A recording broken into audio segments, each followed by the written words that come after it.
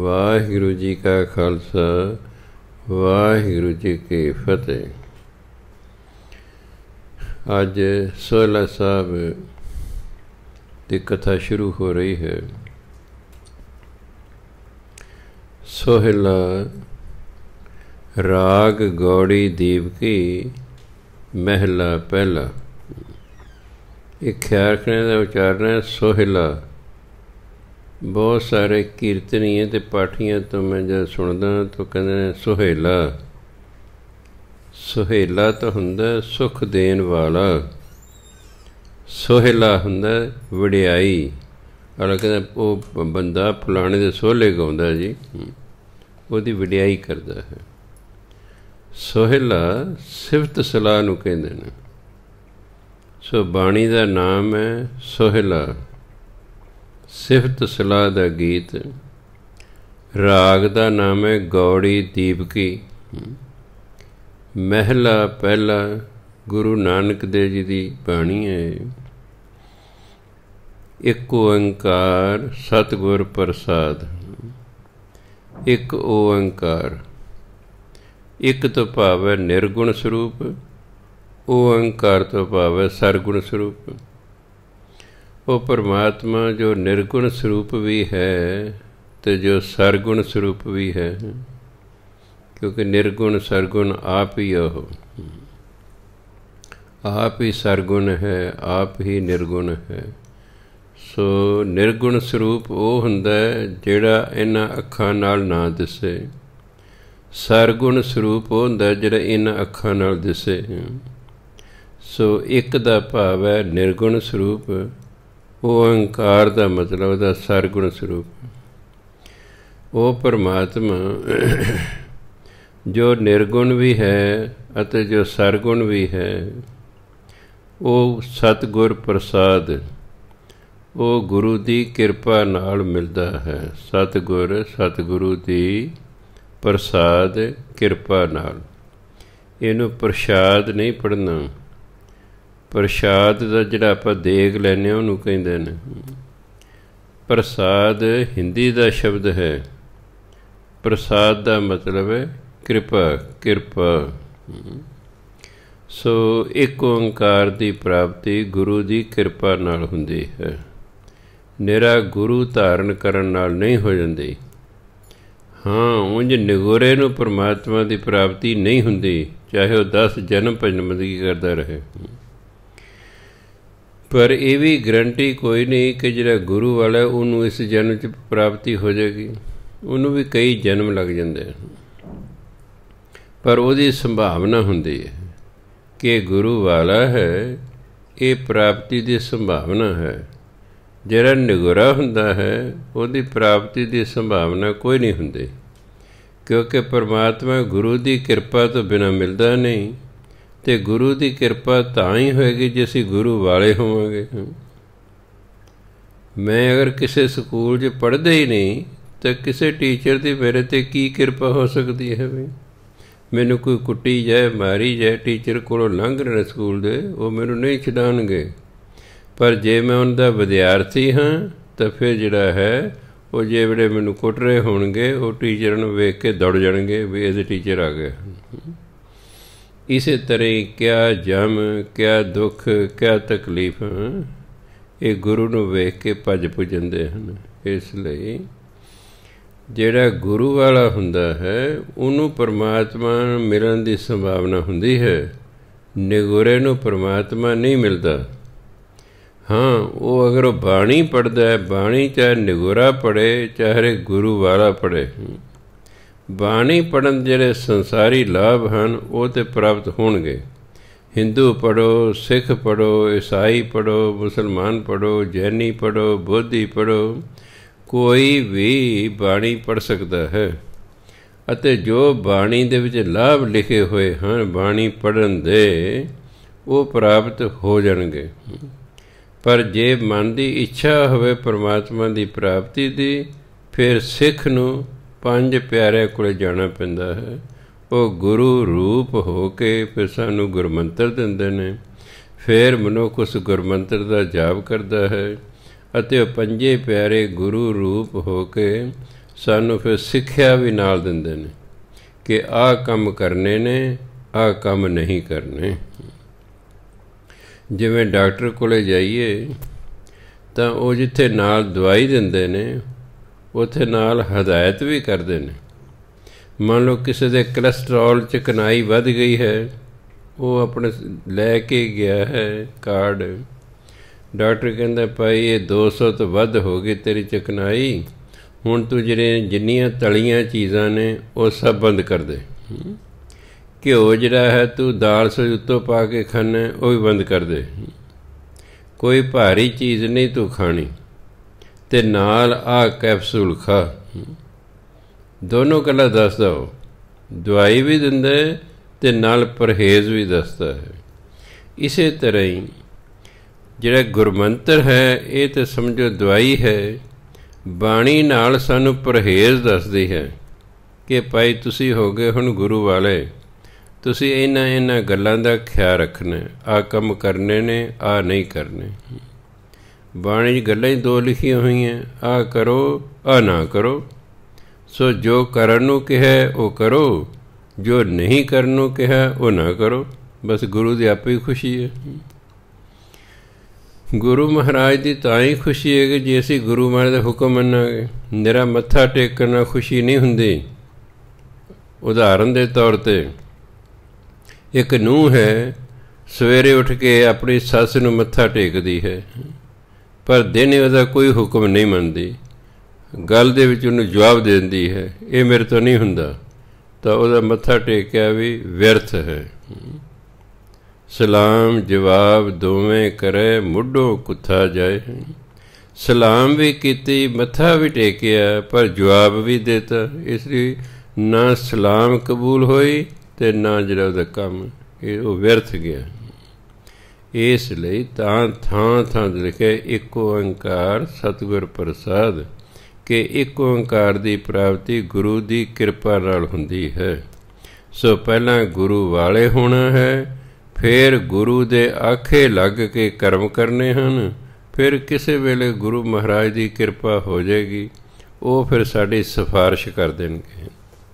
ਪਰਮਾਤਮਾ ਕਹਿੰਦਾ ਵੀ ਜਿਹਦੀ ਸਿਫਾਰਿਸ਼ ਗੁਰੂ ਕਰ ਦੇਵੇਗਾ, ਮੈਂ ਉਹਦੀ ਸਿਫਾਰਿਸ਼ ਮੋੜਾਂਗਾ ਨਹੀਂ, ਮੈਂ ਮੰਨ ਲਵਾਂਗਾ।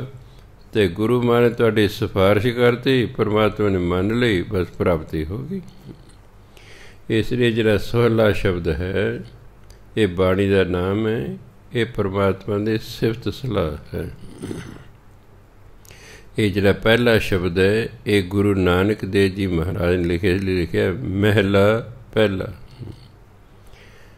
ਜੈ ਘਰ ਕੀਰਤ ਆਖੀਐ, ਕਰਤੇ ਕਾ ਹੋਏ ਵਿਚਾਰੋ, ਤਿਤ ਘਰ ਗਾਵੋ ਸੋਹਿਲਾ, ਸਿਵਰਿਓ ਸਿਰਜਨਹਾਰੋ। ਤੁਮ ਗਾਵੋ ਮੇਰੇ ਨਿਰਭਉ ਕਾ ਸੋਹਿਲਾ, ਹੋਂ ਵਾਰੀ ਜਿਤ ਸੋਹਿਲੈ ਸਦਾ ਸੁਖ ਹੋਏ ਰਹਾਓ। ਜੈ ਜੈ ਮੈਨੇ ਜਿਸ, ਜੈ ਘਰ ਕੀਰਤ ਆਖੀਏ, ਜਿਸ ਘਰ ਵਿੱਚ ਪਰਮਾਤਮਾ ਦੀ ਸਿਫਤ ਸਲਾਹ ਕੀਤੀ ਜਾਂਦੀ ਹੈ। ਕਰਤੇ ਕਾ ਹੋਏ ਵਿਚਾਰੋ, ਅਤੇ ਪਰਮਾਤਮਾ ਦੇ ਗੁਣਾਂ ਦੀ ਵਿਚਾਰ ਹੁੰਦੀ ਹੈ। ਪਰਮਾਤਮਾ ਉਹ ਦਿਆਲੂ ਹੈ, ਉਹ ਕਿਰਪਾਲੂ ਹੈ, ਉਹ ਬਖਸ਼ਿੰਦ ਹੈ, ਉਹ ਰਹੀਮ ਹੈ, ਉਹ ਕਰੀਮ ਹੈ, ਉਹ ਅੱਲਾ ਹੈ, ਉਹ ਹਰੀ ਹੈ, ਉਹ ਮੁਰਾਰੀ ਹੈ। ਇਹ ਸਾਰੇ ਪਰਮਾਤਮਾ ਦੇ ਗੁਣ ਨੇ। ਜੇ ਪਰਮਾਤਮਾ ਦੇ ਗੁਣ ਪੜ੍ਹਨੇ ਹੋਣ ਤਾਂ ਫਿਰ ਜਾਪ ਸਾਹਿਬ ਦਾ ਪਾਠ ਕਰੋ ਧਿਆਨ ਨਾਲ, ਉਹ 'ਚ ਸਾਰੇ ਪਰਮਾਤਮਾ ਦੇ ਗੁਣ ਹੀ ਗੁਣ, ਗੁਣ ਹੀ ਗੁਣ, ਗੁਣ ਹੀ ਗੁਣ ਵਰਨ ਕੀਤੇ ਗਏ ਹੋਏ ਹਨ। ਸੋ ਜਿਸ ਘਰ ਦੇ ਵਿੱਚ ਜੈ ਘਰ, ਜਿਸ ਘਰ ਦੇ ਵਿੱਚ ਕੀਰਤ ਆਖੀਏ, ਪਰ ਕੀਰਤਨ ਦੇ ਪਰਮਾਤਮਾ ਦੀ ਸਿਫਤ ਸਲਾਹ, ਜਿਸ ਘਰ ਦੇ ਵਿੱਚ ਪਰਮਾਤਮਾ ਦੀ ਸਿਫਤ ਸਲਾਹ ਕੀਤੀ ਜਾਂਦੀ ਹੈ। ਕਰਤੇ ਕਾ ਹੋਏ ਵਿਚਾਰੋ, ਅਤੇ ਪਰਮਾਤਮਾ ਦੇ ਗੁਣਾਂ ਦੀ ਵਿਚਾਰ ਕੀਤੀ ਜਾਂਦੀ ਹੈ। ਤਿਤ ਘਰ ਗਾਵੋ ਸੋਹਿਲਾ, ਸਿਵਰਿਓ ਸਿਰਜਨਹਾਰੋ। ਉਸ ਘਰ 'ਚ ਤੁਸੀਂ ਵੀ ਬੈਠ ਕੇ ਪਰਮਾਤਮਾ ਦੀ ਸਿਫਤ ਸਲਾਹ ਦਾ ਗੀਤ ਗਾਓ। ਸੋਹਿਲਾ ਸਿਫਤ ਸਲਾਹ ਦਾ ਗੀਤ ਗਾਵੋ, ਮੈਨੇ ਗਾਓ। ਉਸ ਘਰ 'ਚ ਬੈਠ ਕੇ, ਭਾਵ ਉਸ ਵਿਅਕਤੀਆਂ ਦੇ ਨਾਲ ਬੈਠ ਕੇ, ਜਿਹੜੇ ਵਿਅਕਤੀ ਪਰਮਾਤਮਾ ਦੀ ਸਿਫਤ ਸਲਾਹ ਕਰਦੇ ਨੇ, ਉਹਨਾਂ ਦੇ ਨਾਲ ਬੈਠ ਕੇ ਤੁਸੀਂ ਵੀ ਪਰਮਾਤਮਾ ਦੀ ਸਿਫਤ ਸਲਾਹ ਕਰੋ। ਸਿਮਰਿਓ ਸਿਰਜਣਹਾਰੋ ਅਤੇ ਪਰਮਾਤਮਾ ਦਾ ਸਿਮਰਨ ਕਰੋ। ਸਿਮਰਿਓ ਸਿਰਜਣਹਾਰੋ, ਸਿਰਜਣਹਾਰ ਪਰਮਾਤਮਾ ਨੂੰ ਕਹਿੰਦੇ ਨੇ, ਜਿਹਨੇ ਸਾਰੀ ਸ੍ਰਿਸ਼ਟੀ ਸਾਜੀ ਹੈ। ਅਤੇ ਪਰਮਾਤਮਾ ਦਾ ਸਿਮਰਨ ਕਰੋ, ਪਰਮਾਤਮਾ ਦੇ ਗੁਣ ਗਾਓ। ਕਿਹਨਾਂ ਨਾਲ ਬੈਠ ਕੇ? ਜਿਸ ਘਰ ਦੇ ਵਿੱਚ ਪਹਿਲਾਂ ਹੀ ਸਿਫਤ ਸਲਾਹ ਹੋ ਰਹੀ ਹੈ, ਜਿੱਥੇ ਪਰਮਾਤਮਾ ਦੇ ਵਿਚਾਰਾਂ ਦਾ, ਗੁਣਾਂ ਦਾ ਵਿਚਾਰ ਹੋ ਰਿਹਾ ਹੈ, ਤੁਸੀਂ ਵੀ ਕਹਿੰਦੇ ਉੱਥੇ ਬੈਠ ਕੇ ਪਰਮਾਤਮਾ ਦੀ ਸਿਫਤ ਸਲਾਹ ਕਰੋ, ਨਾਲੇ ਪਰਮਾਤਮਾ ਦੇ ਸਿਮਰਨ ਕਰੋ। ਤੁਮ ਗਾਵੋ ਮੇਰੇ ਨਿਰਭਉ ਕਾ ਸੁਹੇਲਾ। ਪਰਮਾਤਮਾ ਹੈਗਾ ਨਿਰਭਉ, ਇਹ ਉਹਦਾ ਇੱਕ ਗੁਣ ਹੈ। ਜਿਵੇਂ ਮੂਲ ਮੰਤਰ ਹੈ, ਉਹ ਪਰਮਾਤਮਾ ਦੇ ਗੁਣ ਹੈ। ਮੂਲ ਮੰਤਰ ਇੱਕ ਓਂਕਾਰ ਤੋਂ ਸ਼ੁਰੂ ਹੁੰਦਾ। ਪਰਮਾਤਮਾ ਦਾ ਪਹਿਲਾ ਗੁਣ ਹੈ ਕਿ ਪਰਮਾਤਮਾ ਨਿਰਗੁਣ ਵੀ ਹੈ ਅਤੇ ਸਰਗੁਣ ਵੀ ਹੈ। ਇੱਕ ਓਂਕਾਰ, ਸਤਿਨਾਮ, ਉਹਦਾ ਨਾਮ ਸਦਾ ਰਹਿਣ ਵਾਲਾ ਹੈ। ਕਿਉਂਕਿ ਉਹ ਸਦਾ ਰਹਿਣ ਵਾਲਾ ਹੈ, ਇਸ ਲਈ ਉਹਦਾ ਨਾਮ ਵੀ ਸਦਾ ਰਹਿਣ ਵਾਲਾ ਹੈ। ਕਰਤਾ ਹੈ, ਉਹ ਸਿਰਜਣਹਾਰ ਹੈ, ਉਹ ਸਾਰੀ ਸ੍ਰਿਸ਼ਟੀ ਬਣਾਉਣ ਵਾਲਾ ਹੈ। ਪੁਰਖ ਹੈ, ਉਹ ਸਭ ਦੇ ਵਿੱਚ ਬਿਰਾਜਮਾਨ ਹੈ। ਨਿਰਭਉ ਹੈ, ਉਹ ਕਿਸ ਤੋਂ ਡਰਦਾ ਨਹੀਂ ਹੈਗਾ, ਕਿਉਂਕਿ ਉਹਨੇ ਸਾਰਿਆਂ ਨੂੰ ਬਣਾਇਆ ਹੋਇਆ ਹੈ। ਉਹਦੇ ਬਣਾਏ ਹੋਏ ਉਹਦੇ ਤੋਂ ਵੱਡੇ ਨਹੀਂ ਹੋ ਸਕਦੇ, ਉਹਦੇ ਬਣਾਏ ਹੋਏ ਉਹਦੇ ਤੋਂ ਛੋਟੇ ਹੀ ਹੋਣਗੇ। ਇਸ ਲਈ ਉਹਨੂੰ ਨਾ ਕਿਸੇ ਦਾ ਡਰ, ਨਾ ਨਿਰਵੈਰ ਹੋ, ਨਾ ਕਿਸੇ ਨਾਲ ਵੈਰ। ਪਰਮਾਤਮਾ ਨਿਰਭਉ ਹੈ, ਨਿਰਵੈਰ ਹੈ, ਅਕਾਲ ਮੂਰਤ ਹੈ। ਉਹਦੇ ਉੱਤੇ ਸਮੇਂ ਦਾ ਕੋਈ ਅਸਰ ਨਹੀਂ ਹੈ। ਸਾਡੇ 'ਤੇ ਸਮੇਂ ਦਾ ਅਸਰ ਹੈ। ਅਸੀਂ ਬੱਚੇ, ਫਿਰ ਜਵਾਨ, ਫਿਰ ਬੁੱਢੇ, ਫਿਰ ਮਰ ਜਾਵਾਂਗੇ। ਸਾਡੇ 'ਤੇ ਸਮੇਂ ਦਾ ਅਸਰ ਹੈ। ਪਰਮਾਤਮਾ ਅਕਾਲ ਮੂਰਤ ਹੈ।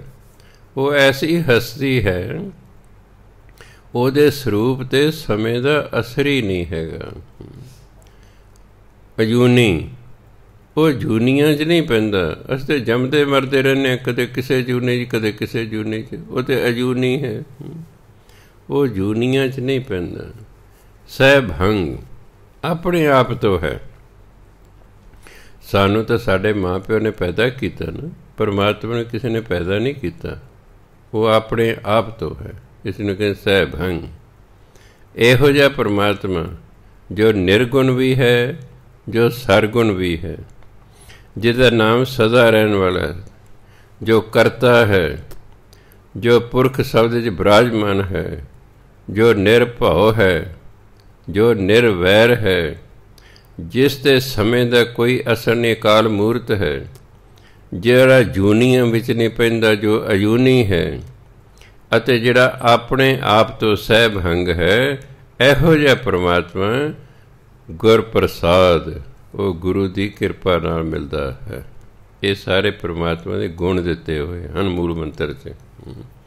ਸੋ ਉੱਥੋਂ ਇੱਕ ਗੁਣ ਇੱਥੇ ਲਿਆ ਹੋਇਆ ਹੈ, ਤੁਮ ਗਾਵੋ ਮੇਰੇ ਨਿਰਭਉ ਕਾ ਸੁਹੇਲਾ। ਉਹ ਮੇਰਾ ਪਰਮਾਤਮਾ ਜੋ ਨਿਰਭਉ ਹੈ, ਕਹਿੰਦੇ ਉਹਦੀ ਸਿਫਤ ਸਲਾਹ ਦੇ ਗੀਤ ਗਾਓ। ਹੋਂ ਵਾਰੀ ਜਿਤ ਸੁਹੇਲਾ ਸਦਾ ਸੁਖ ਹੋਏ। ਵਾਰੀ 'ਤੇ ਰੁਕਣਾ, ਨਹੀਂ ਤਾਂ ਆਮ ਤੌਰ 'ਤੇ ਪੜ੍ਹਿਆ ਜਾਂਦਾ ਹੋਂ ਵਾਰੀ ਜਿਤ ਸੁਹੇਲਾ ਸਦਾ ਸੁਖ ਹੋਏ। ਰੁਕਣਾ, ਹੋਂ ਵਾਰੀ ਮੈਂ ਬਲਿਹਾਰ ਜਾਂਦਾ ਹਾਂ, ਜਿਤ ਸੁਹੇਲਾ ਸਦਾ ਸੁਖ ਹੋਏ।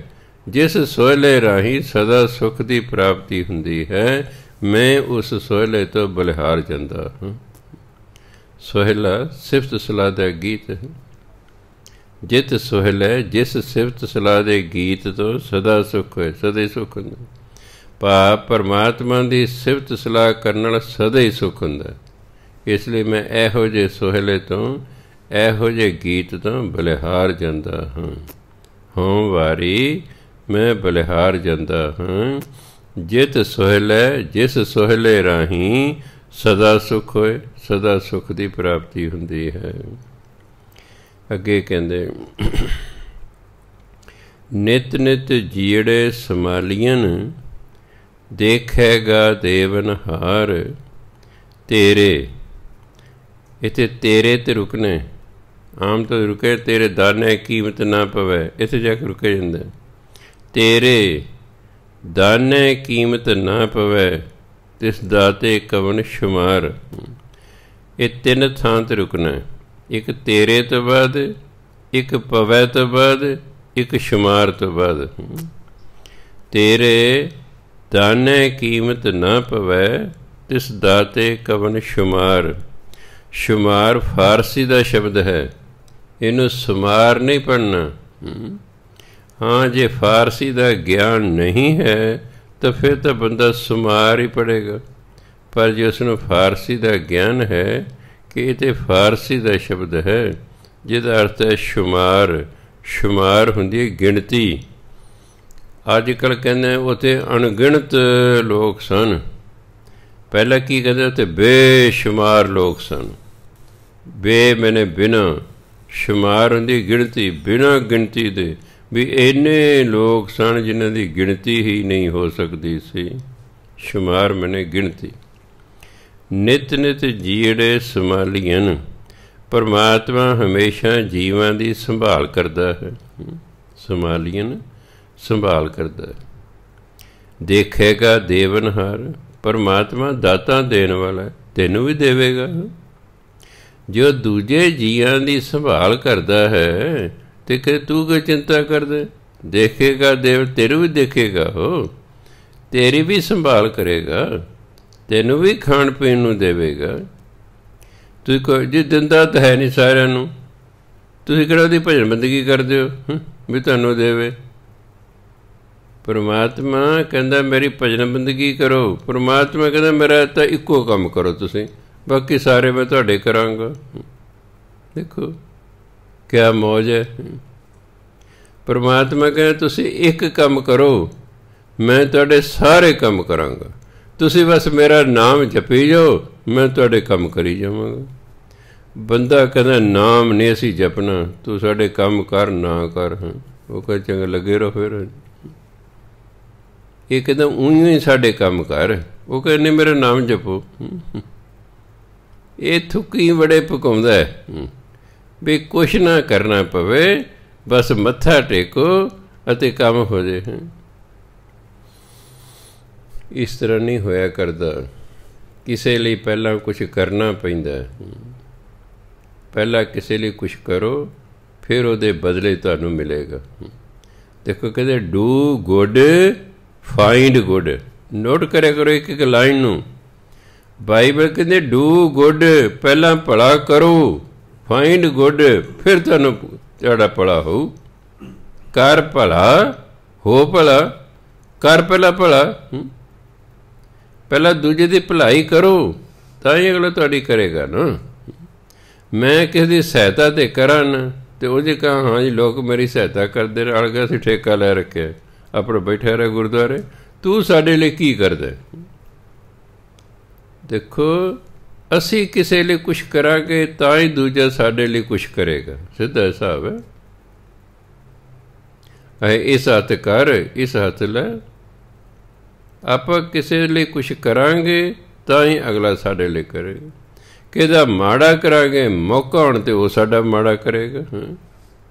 ਭਾਵੇਂ ਤੁਰੰਤ ਸਾਡਾ ਨਾਮ ਮਾੜਾ ਕਰ ਸਕੇ, ਪਰ ਜਦੋਂ ਉਹਨੂੰ ਮੌਕਾ ਮਿਲ ਗਿਆ ਸਾਡਾ ਮਾੜਾ ਕਰੇਗਾ ਵੀ ਹਾਂ ਇਹਨੇ ਮੇਰੇ ਨਾਲ ਕੀਤਾ ਸੀ। ਕਈ ਵਾਰੀ ਅਗਲੇ ਜਨਮ ਜਾ ਕੇ ਕੀਤਾ ਜਾਂਦਾ ਹੈ। ਇਸ ਵੇਲੇ ਕਈ ਵਾਰੀ ਨੂੰਹ ਸੱਸ ਦੀ ਬਣਦੀ ਨਹੀਂ ਹੈ, ਨਹੀਂ ਬਣਦੀ।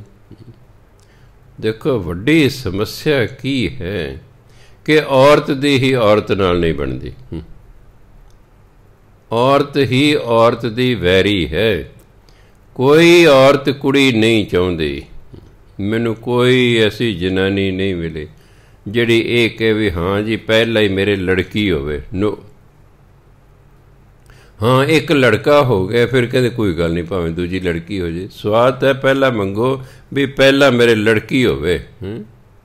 ਉਹ ਐਸਾ ਮੈਨੂੰ ਤਾਂ ਕੋਈ ਟੱਕਰੇ 78 ਸਾਲ ਦੀ ਉਮਰ 'ਚ ਵੀ ਕੋਈ ਐਸਾ ਵੀ ਹੋਵੇ ਜਿਹਨੇ ਪਹਿਲੀ ਲੜਕੀ ਮੰਗੀ ਹੋਵੇ। ਔਰਤ ਹੀ ਔਰਤ ਦੀ ਵੈਰੀ ਹੈ ਅਤੇ ਦੋਸ਼ ਸਾਰਾ ਬੰਦੇ 'ਤੇ ਮੜਿਆ ਜਾਂਦਾ ਹੈ। ਦੋਸ਼ ਬੰਦੇ 'ਤੇ ਲਾ ਜਾਂਦਾ। ਕਿਤੇ ਨਨਾਣ ਭਰਜਾਈ ਦੀ ਨਹੀਂ ਬਣ ਰਹੀ, ਕਿਤੇ ਨੂੰਹ ਸੱਸ ਦੀ ਨਹੀਂ ਬਣ ਰਹੀ ਹੈ, ਕਿਤੇ ਦਰਾਣੀ ਜਠਾਣੀ ਦੀ ਨਹੀਂ ਬਣ ਰਹੀ, ਇਹਨਾਂ ਆਪਣੇ ਹੀ ਹਨ, ਇਹ ਆਪਸ 'ਚ ਹੀ ਲੜੀ ਜਾਂਦੀਆਂ ਹਨ। ਹਾਂਜੀ, ਸੋ ਗੁਰੂ ਮਹਾਰਾਜ ਕਹਿੰਦੇ ਪਰਮਾਤਮਾ ਤੇ ਹਰ ਇੱਕ ਦੀ ਸੰਭਾਲ ਕਰ ਰਿਹਾ ਹੈ, ਤੇਰੀ ਵੀ ਕਰੇਗਾ, ਦੇਖੇਗਾ ਦੇਵਨਾ, ਤੈਨੂੰ ਵੀ ਦੇਖੇਗਾ, ਤੇਰੀ ਵੀ ਸੰਭਾਲ ਕਰੇਗਾ। ਜੋ ਉਹ ਸਾਰੇ ਜੀਵਾਂ ਦੀ ਕਰ ਹੈ। ਨਿਤ ਜੀੜੇ ਸੰਭਾਲੀਆਂ ਪਰਮਾਤਮਾ ਹਮੇਸ਼ਾ, ਨਿਤ ਨਿਤ ਹਰ ਰੋਜ਼ ਭਾਵ ਹਮੇਸ਼ਾ ਜੀਵਾਂ ਦੀ ਸੰਭਾਲ ਕਰਦਾ ਹੈ। ਦੇਖੇਗਾ ਦੇਵਨਹਾਰ, ਉਹ ਦਾਤਾ ਦੇਣ ਵਾਲਾ ਤੈਨੂੰ ਵੀ ਵੇਖੇਗਾ, ਭਾਵ ਤੈਨੂੰ ਵੀ ਦਾਤ ਦੇਵੇਗਾ। ਅਸੀਂ ਤਾਂ ਬਸ ਉਸ ਦਾ ਨਾਮ ਜਪਣਾ, ਉਹ ਅਸੀਂ ਜਪਦੇ ਨਹੀਂ, ਇਸ ਲਈ ਅਸੀਂ ਧੱਕੇ ਖਾ ਰਹੇ, ਹੋਰ ਤਾਂ ਕੋਈ ਗੱਲ ਨਹੀਂ ਹੈਗੀ। ਨਾਮ ਜਪੋ, ਮਤ ਧੱਕੇ ਖਾਓ, ਮਤ ਭਟਕੋ, ਤੁਸੀਂ ਜਿੱਥੇ ਹੋ ਉੱਥੇ ਤੁਹਾਨੂੰ ਸਭ ਕੁਛ ਮਿਲ ਜਾਏਗਾ। ਨਾਮ ਜਪੋ, ਜੇ ਨਹੀਂ ਮਿਲ ਰਿਹਾ ਤਾਂ ਮਤਲਬ ਥੋੜ੍ਹਾ ਨਾਮ ਜਪਦੇ ਹੋ, ਹੋਰ ਵਧਾਓ, ਅੱਜ ਨਹੀਂ ਗੱਲ, ਹੋਰ ਵਧਾਓ, ਵਧਾਈ ਜਾਓ, ਵਧਾਈ ਜਾਓ, ਨਾਮ ਜਪੀ ਜਾਓ, ਜਪੀ ਜਾਓ, ਜਪੀ ਜਾਓ, ਆਪੇ ਸਭ ਕੁਝ ਠੀਕ ਹੋ ਜਾਏਗਾ। ਜੋ ਜਨ ਤੁਮਰੀ ਭਗਤ ਕਰੰਤੇ ਤਿਰਕੇ ਕਾਜ ਸਵਾਰਥ, ਬਸ ਆਪੇ ਪਰਮਾਤਮਾ ਕਾਰਜ ਸਵਾਰੇਗਾ। ਬਾਣੀ 'ਚ ਲਿਖਿਆ ਹੋਇਆ ਹੈ, ਜੋ ਬਾਣੀ 'ਚ ਲਿਖਿਆ ਉਹ ਸੱਚ ਲਿਖਿਆ ਹੋਇਆ, ਉਸ 'ਤੇ ਕੋਈ ਡਾਊਟ ਨਹੀਂ ਕੀਤਾ ਜਾ ਸਕਦਾ, ਉਸ 'ਤੇ ਕੋਈ ਸ਼ੰਕਾ ਨਹੀਂ ਕੀਤਾ ਜਾ ਸਕਦਾ। ਸੋ ਇਸ ਲਈ ਤੇਰੇ ਹੇ ਪਰਮਾਤਮਾ, ਤੇਰੇ ਭਾਵ ਤੇਰੇ ਤੋਂ, ਹੇ ਜੀਵ ਤੇਰੇ ਤੋਂ ਦਾਨੇ ਕੀਮਤ ਨਾ ਪਵੇ। ਪਰਮਾਤਮਾ ਦੀ ਦਾਤਾਂ ਦੀ ਤੂੰ ਕੀਮਤ ਨਹੀਂ ਪਾ ਸਕਦਾ। ਤੇਰੇ ਪਰਮਾਤਮਾ ਦੇ ਜਿਹੜੇ ਦਾਤਾ ਨੇ ਨਾ, ਹੇ ਇਨਸਾਨ, ਤੇਰੇ ਤੋਂ ਦੀ ਕੀਮਤ ਨਹੀਂ ਪੈ ਸਕਦੀ। ਤਿਸ ਦਾਤੇ ਕਵਣ ਸ਼ੁਮਾਰ, ਉਸ ਦਾਤੇ ਦੀਆਂ ਦਾਤਾਂ ਨੂੰ ਕੌਣ ਗਿਣਤੀ ਕਰ ਸਕਦਾ ਹੈ? ਉਹਦੀਆਂ ਦਾਤਾਂ ਹੀ ਇੰਨੀਆਂ ਨੇ, ਉਹ ਕੋਈ ਗਿਣਤੀ ਹੀ ਨਹੀਂ ਕਰ ਸਕਦਾ। ਇਸ ਲਈ ਕਹਿੰਦੇ ਹੇ ਇਨਸਾਨ, ਦਾਤੇ ਦੀ ਜਿਹੜੀ ਦਾਤਾਂ ਨੇ, ਦਾਨੇ ਦਾਤਾਂ, ਉਹਨਾਂ ਦੀ ਤੂੰ ਕੀਮਤ ਨਹੀਂ ਪਾ ਸਕਦਾ। ਇਸ ਇਨਸਾਨ ਤੋਂ ਪਰਮਾਤਮਾ ਦੀ ਦਾਤਾਂ ਦੀ ਕੀਮਤ ਨਹੀਂ ਪੈ ਸਕਦੀ। ਤਿਸ ਦਾਤੇ ਕਵਣ ਸ਼ੁਮਾਰ, ਉਸ ਦਾਤੇ ਦੀ ਦਾਤਾਂ ਦੀ ਕੌਣ ਗਿਣਤੀ ਕਰ ਸਕਦਾ? ਭਾਵ ਤੇ ਬੇਅੰਤ ਨੇ, ਉਹਨੇ ਕੋਈ ਗਿਣਤੀ ਹੀ ਨਹੀਂ ਕਰਦੇ, ਇੰਨੀਆਂ ਦਾਤਾਂ ਪਰਮਾਤਮਾ ਜੀਵਨ ਨੂੰ ਦੇ ਰਿਹਾ ਹੈ। ਫਿਰ ਸੁਣ ਲਓ, ਨਿਤ ਨਿਤ ਜੀੜੇ ਸੰਭਾਲੀਆਂ, ਸੰਭਾਲੀਆਂ ਸੰਭਾਲੇ ਜਾਂਦੇ ਹਨ। ਪਰਮਾਤਮਾ ਰਾਹੀਂ ਸਾਰੇ ਜੀਵਨ ਦੀ ਸੰਭਾਲ ਕੀਤੀ ਜਾਂਦੀ ਹੈ।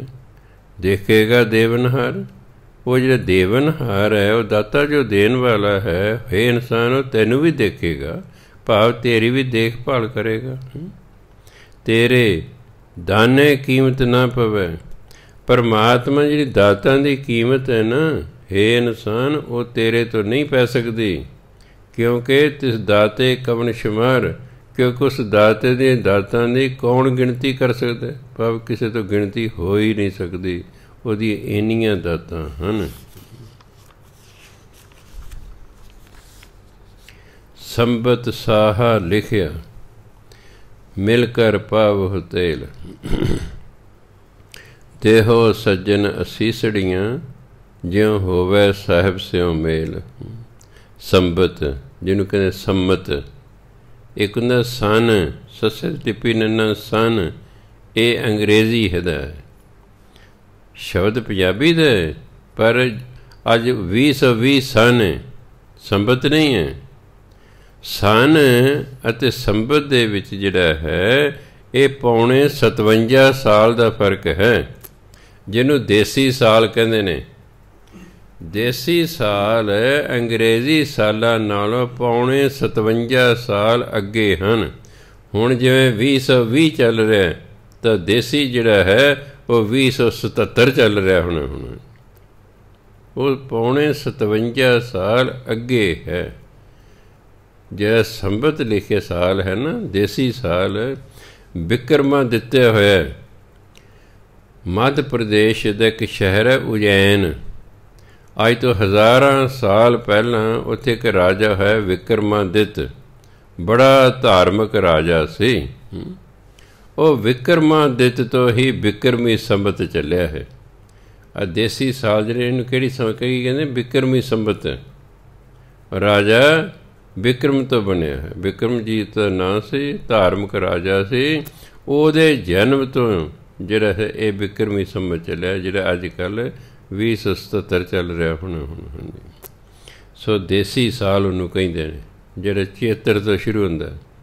ਅੰਗਰੇਜ਼ੀ ਸਾਲ ਜਨਵਰੀ ਤੋਂ ਸ਼ੁਰੂ ਹੁੰਦਾ, ਦੇਸੀ ਸਾਲ ਚੇਤਰ ਤੋਂ ਸ਼ੁਰੂ ਹੁੰਦਾ। ਚੇਤ, ਵਿਸਾਖ, ਜੇਠ, ਹਾੜ, ਸਾਉਣ, ਭਾਦਰੋਂ, ਅੱਸੂ, ਕੱਤੇ, ਮੱਘਰ, ਪੋਹ, ਮਾਘ, ਫੱਗਣ। ਅਸੀਂ ਛੋਟੇ ਹੁੰਦੇ ਸੀ, ਇੱਕ ਗੀਤ ਹੁੰਦੇ ਸਨ ਪੰਜਾਬੀ ਦੀ ਕਿਤਾਬ 'ਚ, ਚੇਤ ਵਿਸਾਖ ਭਮੀਏ, ਜੇਠ ਹਾੜ ਸਮੀਏ, ਸਾਉਣ ਭਾਦੋਂ ਨਹਾਈਏ, ਅੱਸੂ ਕੱਤੇ ਥੋੜ੍ਹਾ ਖਾਈਏ, ਮੱਘਰ ਪੋਹ ਉੱਨ ਹੰਢਾਈਏ, ਮਾਘ ਫੱਗਣ ਤੇਲ ਮਿਲਾਈਏ, ਵੈਦ ਦੇ ਘਰ ਕਦੇ ਨਾ ਜਾਈਏ। ਉਹ ਦੂਜੀ ਸੀ ਕਿ ਤੀਜੀ ਸੀ, ਮੈਨੂੰ ਅਜੇ ਤੱਕ ਯਾਦ ਹੈ, ਬੜੀ ਵਧੀਆ। ਚੇਤ ਵਿਸਾਖ ਭਮੀਏ, 15 ਮਾਰਚ ਤੋਂ ਲੈ ਕੇ 15 ਅਪ੍ਰੈਲ ਤੱਕ ਚੇਤਰ ਹੁੰਦਾ, ਫਿਰ ਜਿਹੜਾ ਹੈ ਵਿਸਾਖ ਚੜ੍ਹ ਜਾਂਦਾ ਹੈ। ਚੇਤ ਅਤੇ ਵਿਸਾਖ 2 ਮਹੀਨੇ ਸੈਰ ਕਰਨੀ ਚਾਹੀਦੀ। ਚੇਤ ਵਿਸਾਖ ਭਮੀਏ। ਜੇਠ ਹਾੜ ਕਿਉਂਕਿ ਗਰਮੀ ਬਹੁਤ ਜ਼ਿਆਦਾ ਪੈਂਦੀ ਹੈ, ਇਸ ਜੇਠ ਹਾੜ ਸਮੀਏ, ਉਹ ਵੱਧ ਤੋਂ ਵੱਧ ਸੌਣਾ ਚਾਹੀਦਾ, ਉਦੋਂ ਬਾਹਰ ਨਹੀਂ ਘੁੰਮਣਾ ਚਾਹੀਦਾ, ਨਹੀਂ ਤਾਂ ਗਰਮੀ ਲੱਗ ਜਾਏਗੀ। ਜੇਠ ਹਾੜ ਸਮੀਏ। ਸਾਉਣ ਭਾਦੋਂ ਕਿਉਂਕਿ ਪਸੀਨਾ ਆਉਂਦਾ, ਸਾਉਣ ਭਾਦੋਂ ਨਹਾਈਏ, ਵਾਰੀ ਵਾਰੀ ਇਸ਼ਨਾਨ ਕਰਨਾ ਚਾਹੀਦਾ। ਅੱਜ ਭਾਦੋਂ ਦਾ ਮਹੀਨਾ ਚੱਲ ਰਿਹਾ, ਹੁਣ ਹੋ ਜਾਂਦਾ ਚਿਪਚਿਪਾ ਜਿਹਾ। ਸਾਉਣ ਭਾਦੋਂ ਨਹਾਈਏ, ਅੱਸੂ ਕੱਤੇ ਥੋੜ੍ਹਾ ਖਾਈਏ। ਅੱਸੂ ਅਤੇ ਕੱਤੇ ਦੇ ਮਹੀਨੇ ਥੋੜ੍ਹਾ, ਜੇ ਜ਼ਿਆਦਾ ਖਾਓਗੇ ਨਾ ਇਹ ਪੇਟ ਦੀਆਂ ਬਿਮਾਰੀਆਂ ਲੱਗ ਜਾਣਗੀਆਂ। ਥੋੜ੍ਹਾ ਖਾਣੇ 2 ਮਹੀਨੇ। ਅੱਸੂ ਕੱਤੇ ਥੋੜ੍ਹਾ ਖਾਈਏ, ਮੱਘਰ ਪੋਹ, ਇਹ 2 ਮਹੀਨੇ ਬੜੇ ਠੰਡ ਦੇ ਹੁੰਦੇ ਨੇ, ਇਹ ਬੜੇ ਠੰਡ ਦੇ ਮਹੀਨੇ ਦੇ। ਮੱਘਰ ਪੋਹ ਉੱਨ ਹੰਢਾਈਏ, ਗਰਮ ਕੱਪੜੇ ਪਾਉਣੇ ਚਾਹੀਦੇ ਨੇ। ਮਾਘ ਫੱਗਣ ਜਾ ਕੇ ਜਿਹੜੀ ਚਮੜੀ ਸਾਡੀ ਨੇ ਖੁਸ਼ਕ ਹੋ ਜਾਂਦੀ ਹੈ। ਮਾਘ ਫੱਗਣ ਤੇਲ ਮਿਲਾਈਏ, ਤੇਲ ਮਲਣਾ ਚਾਹੀਦਾ ਸਰੀਰ ਨੂੰ। ਅਤੇ ਫਿਰ ਕਹਿ ਵੈਦ ਦੇ ਘਰ ਕਦੇ ਨਾ ਜਾਈਏ। ਸੋ ਸੰਬਤ ਸਾਲ ਨੂੰ ਕਹਿੰਦੇ ਨੇ, ਸਾਲ। ਸਾਹਾ ਦਿਨ ਨੂੰ ਕਹਿੰਦੇ ਨੇ। ਸੰਬਤ ਸਾਹਾ ਲਿਖਿਆ, ਮਿਲ ਕਰ ਪਾਵੋ ਤੇਲ, ਦੇਹੋ ਸੱਜਣ ਅਸੀਸੜੀਆਂ, ਜਿਉ ਹੋਵੇ ਸਾਹਿਬ ਸਿਉ ਮੇਲ। ਸੰਬਤ ਸਾਲ, ਸਾਹਾ ਦਿਨ। ਜਦੋਂ ਅਸੀਂ ਇਸ ਸੰਸਾਰ ਤੋਂ ਜਾਣਨ, ਉਹ ਸਾਲ ਅਤੇ ਉਹ ਦਿਨ ਲਿਖਿਆ ਹੋਇਆ ਵੀ ਫਲਾਣੇ ਸਨ ਅਤੇ ਫਲਾਣੇ ਦਿਨ ਤੈਂ ਇਸ ਸੰਸਾਰ ਤੋਂ ਜਾਣਾ। ਬਸ ਬਹਾਨਾ ਕੋਈ ਵੀ ਬਣ ਜੇ। ਬਹਾਨਾ ਆਤਮ ਹੱਤਿਆ ਹੋ ਸਕਦਾ ਹੈ, ਬਹਾਨਾ ਕਤਲ ਹੋ ਸਕਦਾ ਹੈ, ਬਹਾਨਾ ਬਿਮਾਰੀ ਹੋ ਸਕਦੀ ਹੈ, ਬਹਾਨਾ ਕੋਈ ਵੀ ਹੋ ਸਕਦਾ ਮੌਤ ਦਾ। ਸੋ ਮੌਤ ਦਾ ਜਿਹੜਾ ਦਿਨ ਹੈ ਅਤੇ ਸਾਲ ਹੈ, ਉਹ ਪਹਿਲਾਂ ਹੀ ਲਿਖਿਆ ਹੋਇਆ ਹੈ। ਮਿਲ ਕਰ ਪਾਵੋ ਤੇਲ। ਜਿਵੇਂ ਵਿਆਹ ਹੋਣਾ ਹੋਵੇ ਨਾ, ਅਤੇ ਫਿਰ ਲੜਕੀ ਦੇ ਨਾ ਸਿਰ 'ਚ ਤੇਲ ਪਾਉਂਦੇ ਨੇ, ਚੰਗੀ ਤਰ੍ਹਾਂ ਤੇਲ ਲਾਉਂਦੇ, ਸਿਰਾਂ ਤੇਲ ਦੇ ਸਿਰ ਨੂੰ। ਕਈ ਸ਼ਗਨ ਕਰਦੇ ਨੇ ਵੀ ਇਹਨੇ ਆਪਣੇ ਪਤੀ ਨੂੰ ਮਿਲਣਾ ਹੈ। ਇਹ ਸਿੱਖ ਨੇ ਵੀ, ਗੁਰਮੁਖ ਨੇ ਵੀ ਸਰੀਰ ਤਿਆਗਣ ਤੋਂ ਆਪਣੇ ਪ੍ਰਭੂ ਪਤੀ ਨੂੰ ਮਿਲਣਾ ਹੈ।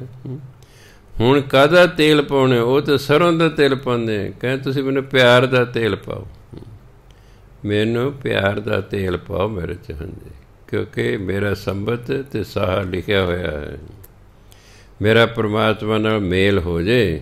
ਇਸ ਲਈ ਕਾਹਦਾ? ਪਿਆਰ ਦਾ ਤੇਲ ਪਾਓ। ਮੈਂ ਪਰਮਾਤਮਾ ਨੂੰ ਪਿਆਰ ਕਰਾਂ, ਮੇਰੇ ਅੰਦਰ ਪਰਮਾਤਮਾ ਪ੍ਰਤੀ ਪਿਆਰ ਹੋ ਜੇ, ਤਾਂ ਜੋ ਮੇਰਾ ਉਹਦੇ ਨਾਲ ਮੇਲ ਹੋ ਜੇ। ਦੇਹੋ ਸੱਜਣ ਅਸੀਸੜੀਆਂ। ਹੇ ਸੱਜਣੋ ਮਿੱਤਰੋ, ਹੇ ਸਤ ਸੰਗੀਓ, ਮੈਨੂੰ ਅਸੀਸਾਂ ਦਿਓ। ਜਿਉਂ ਹੋਵੇ ਸਾਹਿਬ ਸਿਉ ਮੇਲ। ਜਿਉਂ ਮੈਨੇ ਤਾਂ ਜੋ ਮੇਰਾ ਪਰਮਾਤਮਾ ਦੇ ਨਾਲ ਮੇਲ ਹੋ ਜਾਵੇ, ਮੈਨੂੰ ਅਸੀਸਾਂ ਦਿਓ। ਆਪਾਂ ਇੱਕ ਅਸੀਸ ਭਾਈ ਜਿਉਂਦਾ ਰਹੇ, ਲੰਮੀ ਉਮਰ ਹੋਵੇ, ਤੰਦਰੁਸਤੀਆਂ ਮਾਣੇ, ਖੁਸ਼ ਰਹੇ, ਪਾਸ ਹੋ ਜਾਏ, ਆ ਹੋ ਜਾਏ, ਵਿਆਹ ਹੋ ਜਾਏ, ਬਾਲ ਬੱਚਿਆਂ ਨਾਲ ਹੋ ਜਾਏ, ਪੁੱਤਰ ਹੋ ਜਾਏ, ਆਪਾਂ ਅਸੀਸਾਂ ਦਿੰਦੇ। ਕਹਿੰਦੇ ਮੈਨੂੰ ਵੀ ਅਸੀਸਾਂ ਦਿਓ ਤਾਂ ਜੋ ਮੇਰਾ ਪਰਮਾਤਮਾ ਨਾਲ ਮੇਲ ਹੋ ਜਾਵੇ, ਕਿਉਂਕਿ ਜਾਣ ਦਾ ਸਮਾਂ ਤਾਂ ਪਹਿਲੇ ਨਿਸ਼ਚਿਤ ਹੈ, ਸਾਲ ਵੀ ਨਿਸ਼ਚਿਤ ਹੈ, ਦਿਨ ਵੀ ਨਿਸ਼ਚਿਤ ਹੈ, ਉਹਦੇ ਚਲੇ ਹੀ ਜਾਣਾ। ਜਿੰਨੀਆਂ ਮਰਜ਼ੀ ਲੱਤਾਂ ਜੀ ਪਸਾਰੀ ਜਾਓ, ਕੁਛ ਨਹੀਂ ਬਣਦਾ ਹੈਗਾ, ਉਹ ਤਾਂ ਪਹਿਲਾਂ ਹੀ ਲਿਖਿਆ ਹੋਇਆ ਹੈ। ਅਸੀਂ ਕਿਸ ਦਿਨ ਮਰਨਾ ਹੈ, ਕਿਸ ਸਾਲ ਮਰਨਾ ਹੈ, ਇਹ ਤਾਂ ਪਹਿਲੇ ਲਿਖਿਆ ਹੋਇਆ ਹੈ। ਸੰਬਤ ਸਾਹਾ ਲਿਖਿਆ, ਇਹ ਤਾਂ ਲਿਖਿਆ ਹੋਇਆ ਹੈ। ਇਸ ਲਈ ਮੌਤ ਦੀ ਚਿੰਤਾ ਕਰੀ ਜਾਣ ਦਾ ਕੋਈ ਫਾਇਦਾ ਨਹੀਂ ਹੈਗੀ। ਉਹਨੇ ਜਿੱਦੇ ਆਉਣੇ ਆ ਹੀ ਜਾਣੇ, ਔਰ ਜਿਸ ਤਰੀਕੇ ਨਾਲ ਅਸੀਂ ਮਰਨਾ ਉਹ ਵੀ ਲਿਖਿਆ ਹੁੰਦਾ ਹੈ। ਤੂੰ ਡੁੱਬ ਕੇ ਮਰਨਾ, ਤੂੰ ਫਾਹਾ ਲੈ ਕੇ ਮਰਨਾ, ਤੂੰ ਐਕਸੀਡੈਂਟ 'ਚ ਮਰਨਾ, ਤੂੰ ਜ਼ਹਿਰ ਖਾ ਕੇ ਮਰਨਾ ਹੈ, ਤੂੰ ਨਸ਼ੇ ਦੀ ਓਵਰਡੋਜ਼ ਨਾਲ ਮਰਨਾ ਹੈ, ਤੂੰ ਸ਼ਰਾਬ ਪੀ ਕੇ ਮਰਨਾ ਹੈ। ਕਿਉਂ ਮਰਨਾ? ਉਹ ਤਾਂ ਪਹਿਲੇ ਲਿਖਿਆ ਹੋਇਆ ਹੈ। ਜਿਵੇਂ ਲਿਖਿਆ ਫਿਰ ਬੰਦਾ ਉਸ ਤਰ੍ਹਾਂ ਦਾ ਹੀ ਹੋ ਜਾਂਦਾ ਹੈ, ਬਸ ਫਿਰ ਉਹ ਹਾਲਾਤ ਹੋ ਜਾਂਦੇ ਉਸ ਤਰ੍ਹਾਂ ਦੇ। ਕਰ ਕਰ ਇਹੋ ਪਹੁੰਚਾ ਸਦੜੇ ਨਿਤ ਪਵਨ। ਦੇਖੋ ਮੈਂ ਨਾ ਸਾਰਾ ਜ਼ੋਰ ਲਾਉਣਾ ਹੁੰਦਾ ਜਿਵੇਂ ਪਾਠ ਸਿਖਾਉਣਾ ਕਿ ਭਾਈ ਇਹ ਪਹੁੰਚਾ ਹੈ, ਨਹੀਂ ਹਟਦੇ ਪਹੁੰਚਾ ਪੜ੍ਹਦੇ। ਇੱਕ ਵੀ ਪਾਠੀ ਮੈਨੂੰ ਨਹੀਂ ਮਿਲਿਆ ਜਿਹੜਾ ਪਹੁੰਚਾ ਪੜ੍ਹਦਾ, ਪਹੁੰਚਾ ਪੜ੍ਹਦੇ ਨੇ, ਉੱਤੇ ਟਿੱਪੀ ਲਾ ਕੇ ਬੋਲਦੇ। ਅੱਜ ਸੁਖ ਆਸਨ ਕਰੇ ਤਾਂ ਵੀ ਤੁਸੀਂ ਸਾਰੇ ਪਹੁੰਚਾ ਬੋਲ ਰਹੇ ਹੋ। ਪਹੁੰਚਾ ਤਾਂ ਹੁੰਦਾ ਪਹੁੰਚ ਗਿਆ, ਪਹੁੰਚਾ ਹੁੰਦਾ ਸੁਨੇਹਾ, ਸੱਦਾ ਆ ਗਿਆ, ਚਲੋ ਜੀ ਸ਼੍ਰੀਮਾਨ ਜੀ ਉਠੋ ਹੁਣ, ਹਾਂ ਆ ਗਏ ਜੰਮ ਲੈਣ, ਹੋ ਜਾ ਤਿਆਰ ਹੋਣ। ਇਹ ਸੱਦਾ। ਪੁਰਾਣੇ ਜ਼ਮਾਨੇ ਸਪੀਕਰ ਨਹੀਂ ਸੀ ਹੁੰਦੇ, ਹੁਣ ਤਾਂ ਸਪੀਕਰ 'ਤੇ ਬੋਲਦੇ, ਹਾਂਜੀ ਫਲਾਣੇ ਦੇ ਘਰ ਆ ਪ੍ਰੋਗਰਾਮ ਹੈ ਜੀ, ਅਖੰਡ ਪਾਠ ਦਾ ਭੋਗ ਇੰਨੇ ਵਜੇ ਪੈਣਾ, ਸੰਗਤ ਨੂੰ ਬੇਨਤੀ ਹੈ ਜੀ ਵੇਲੇ ਸਿਰ ਪਹੁੰਚੋ ਜੀ। ਸਵੇਰੇ ਗੁਰਦੁਆਰੇ ਵੀ ਕਈ ਵਾਰੀ ਅਨਾਊਂਸਮੈਂਟ ਕਰ 4 ਵੱਜ ਗਏ ਜੀ, ਅੰਮ੍ਰਿਤ ਵੇਲਾ ਹੋ ਗਿਆ ਜੀ, ਸੰਗਤ ਬੇਨਤੀ ਉਠੋ ਭਾਈ, ਨਹਾ ਧੋ ਕੇ ਗੁਰਦੁਆਰਾ ਸਾਹਿਬ ਪਹੁੰਚੋ। ਸੁਣਦੇ ਕਦੇ ਕਦੇ ਅਨਾਊਂਸਮੈਂਟ ਹੁੰਦੇ। ਅਤੇ ਜਿੰਨਾ ਨਹੀਂ ਨਾ ਜਾਣਦਾ ਉਹ ਨਾਲ ਗਾਲਾਂ ਵੀ ਕੱਢੀ ਦੇ ਭਾਈ ਨੂੰ। ਇਹ ਭਾਈ ਜਿਹੜਾ ਹੈ ਗਾਲਾਂ ਕੀ ਕੱਢਦੇ ਨੇ ਉਹ ਤੁਹਾਨੂੰ ਪਤਾ ਹੀ ਹੈ, ਮੈਂ ਤਾਂ ਕੁਛ ਨਹੀਂ ਕਹਿਣਾ। ਅਤੇ ਕਹਿੰਦੇ ਨਾ ਸੌਂਦਾ ਨਾ ਸੌਣ ਦਿੰਦਾ, ਕਿਉਂਕਿ ਬਹੁਤ ਸੰਸਾਰੀ ਲੋਕਾਂ ਦਾ ਜਿਹੜਾ 4 ਵਜੇ ਦਾ ਟਾਈਮ ਹੈ ਇਹੀ ਤਾਂ ਅਸਲ ਸੌਣ ਦਾ। ਉਹ 6-7 ਵਜੇ ਤੱਕ ਫਿਰ ਖੂਬ ਸੌਂਦੇ ਹਨ। ਕਈ ਸਾਲਾਂ ਦੀ ਗੱਲ ਹੈ, ਆਨੰਦ ਨਗਰ ਦੇ ਵਿੱਚ ਮੈਂ ਗਿਆ, ਆਨੰਦ ਨਗਰ ਏ 'ਚ, ਆਨੰਦ ਨਗਰ ਬੀ 'ਚ ਗਿਆ। ਪ੍ਰੋਗਰਾਮ ਤੋਂ ਬਾਅਦ ਕੋਈ 11:30 ਵਜੇ ਮੁੱਕਿਆ, ਮੈਂ ਵਿਹਲਾ ਲੰਗਰ ਪਾਣੀ 'ਚ। ਇੱਕ ਬੀਬੀ ਕਹਿੰਦੀ ਸਾਡੇ ਘਰ ਚਰਨ ਪਾ ਜਾਓ ਜੀ। ਮੈਂ ਹੱਸਣ ਲੱਗ, ਮੈਂ ਬੀਬੀ ਅਜੇ ਤਾਂ ਮੇਰੇ ਚਰਨ ਬਣੇ ਹੀ ਨਹੀਂ ਹੈਗੇ, ਪੈਰ ਇਹ ਜ਼ਰੂਰ ਨੇ, ਚਲੋ ਪੈਰ ਹੀ ਪਾ ਦਿੰਦਾ ਹਾਂ, ਬੋਲੋ। ਚਲੋ ਜੀ, ਜਿਉਂ ਹੀ ਮੈਂ ਘਰ 'ਚ ਪੈਰ ਧਰਿਆ ਨਾ, ਮੈਨੂੰ ਇੱਕਦਮ ਮੈਂ ਡਰ ਗਿਆ। ਅੱਛਾ ਇਹ ਕਿਹੋ ਜਿਹੇ ਘਰ 'ਚ ਮੈਂ ਆ ਗਿਆ। ਮੈਂ ਛੇਤੀ ਉਸਨੂੰ ਕਰੋ ਇੱਕ ਕਮਰੇ 'ਚ ਦੂਜੇ ਤੀਜੇ ਕਮਰੇ 'ਚ ਗਿਆ ਨਾ, ਮੈਂ ਦੇਖਿਆ ਸਰਦਾਰ ਪਿਆ, ਘਰ ਦਾ ਮਾਲਕ, ਕੱਛਾ ਪਾਇਆ ਹੋਇਆ ਹੈ, ਬਨੈਣ ਪਾਈ ਹੈ, 11:30 ਵੱਜ ਗਏ ਨੇ ਅਤੇ ਪਿਆ ਸ਼ਰਾਬ ਪੀ ਕੇ ਪਿਆ। ਨੂੰ ਕੋਈ ਪਤਾ ਨਹੀਂ ਸਾਡੇ ਘਰ ਕੋਈ ਆਇਆ ਕੋਈ ਨਹੀਂ ਆਇਆ। ਮੈਂ ਇੱਕ ਪਾਸੇ ਵੜਿਆ, ਦੂਜੇ ਪਾਸੇ ਨਿਕਲ ਗਿਆ। ਮੈਂ ਹਾਂ ਜੀ ਪੈ ਗਏ ਚਰਨ ਜੀ, ਮੈਂ ਸਤਿ ਸ੍ਰੀ ਅਕਾਲ ਜੀ। ਇਹੋ ਜਿਹੇ ਵੀ ਨੇ। ਫਿਰ ਇਹਨਾਂ 'ਤੇ ਆਪੇ ਹੀ ਕਹਿਣਾ ਇਹ ਭਾਈ ਸੜ ਜਾਣਾ, ਭਾਈ ਨਾ ਸੌਂਦਾ ਨਾ ਸੌਣ ਦਿੰਦਾ। ਉਹ ਤਾਂ ਪਹੁੰਚਿਆ ਹੈ, ਉਹ ਤਾਂ ਸੱਦਾ ਦੇ ਰਿਹਾ, ਉਠੋ। ਸੋ ਖਿਆਲ ਰੱਖਣੇ, ਪਹੁੰਚਾ ਨਹੀਂ ਬੋਲਣਾ। ਜਿੰਨੇ ਸੁਣ ਰਹੇ ਹੋ 2-2.5 ਹਜ਼ਾਰ ਬੰਦਾ ਜਿਹੜਾ ਵੀ ਸੁਣ ਰਿਹਾ, ਜਾਂ ਕੱਲ੍ਹ ਨੂੰ ਜਿਹੜੇ ਸੁਣਨਗੇ ਉਹਨਾਂ ਨੂੰ ਬੇਨਤੀ ਹੈ, ਪਹੁੰਚਾ ਨਹੀਂ ਹੈਗਾ, ਇਹ ਹੈ ਪਹੁੰਚਾ। ਪੂਰਾ ਸ਼ਬਦ ਹੈ ਪਹੁੰਚਾ। ਪੁਰਾਣੇ ਜ਼ਮਾਨੇ 'ਚ ਪਿੰਡਾਂ 'ਚ ਨਾਈ ਹੁੰਦੇ ਸਨ ਜਾਂ ਹੋਰ ਕੋਈ ਹੁੰਦਾ ਸੀ, ਉਹਨੂੰ ਕਹਿੰਦੇ ਸੀ ਭਾਈ ਪਿੰਡ ਦੇ ਵਿੱਚ ਨਾ ਸੁਨੇਹਾ ਦੇ ਆ ਫਲਾਣੇ ਘਰ 'ਚ। ਉਹ ਸੱਦਾ ਦਿੰਦੇ ਹੁੰਦੇ ਸੀ ਕਿ ਫਲਾਣੇ ਦੇ ਘਰ ਜੀ ਉਹ ਦਾਜ ਦਾ ਵਿਖਾਵਾ ਹੋਣਾ ਹੈ, ਸਾਰੇ ਇੰਨੇ ਵਜੇ ਪਹੁੰਚੋ। ਉਹ ਸੱਦਾ ਹੁੰਦਾ ਸੀ, ਉਹਨੂੰ ਕਹਿੰਦੇ ਸੀ ਪਹੁੰਚਾ। ਪਿੰਡਾਂ 'ਚ ਕੀ ਕਹਿੰਦੇ ਸੀ? ਪਹੁੰਚਾ। ਉਸ ਤੋਂ ਬਣਿਆ ਪਹੁੰਚਾ ਮੈਨੇ ਸੱਦਾ। ਇਹਨੂੰ ਪਹੁੰਚਾ ਨਹੀਂ ਪੜ੍ਹਦੇ, ਨਾ ਟਿੱਪੀ ਲਾ ਕੇ ਨਹੀਂ ਬੋਲਣਾ, ਪਹੁੰਚਾ ਬੋਲੋ, ਮਗਰ ਪਹੁੰਚਾ। ਅਜੇ ਵੀ ਨਕਰੀ ਆਵਾਜ਼ ਆ ਰਹੀ ਹੈ, ਪਹੁੰਚਾ। ਨੋ ਨਕਰੀ ਬੋਲ ਰਹੇ ਹੋ, ਪਹੁੰਚਾ ਪਹੁੰਚਾ ਪਹੁੰਚਾ ਪਹੁੰਚਾ। ਹਾਂ, ਨੱਕਰੇ ਨਹੀਂ ਬੋਲਣਾ, ਮੂਹਰੇ ਹੀ ਬੋਲਣਾ, ਨੱਕ ਤੇ ਬੰਦ ਕਰ ਲੈਣਾ। ਪਹੁੰਚਾ, ਨਾ ਨਾ ਬੋਲਣਾ ਹੋਵੇ, ਨੱਕ ਬੰਦ ਕਰੋ, ਦੋਨੋਂ ਉਂਗਲਾਂ ਨਾਸਾ ਬੰਦ ਕਰ ਲਓ। ਪਹੁੰਚਾ ਪਹੁੰਚਾ ਪਹੁੰਚਾ, ਆਪੇ ਬਿਨਾਂ ਟਿੱਪੀ ਤੋਂ ਬੋਲਿਆ ਜਾਏਗਾ।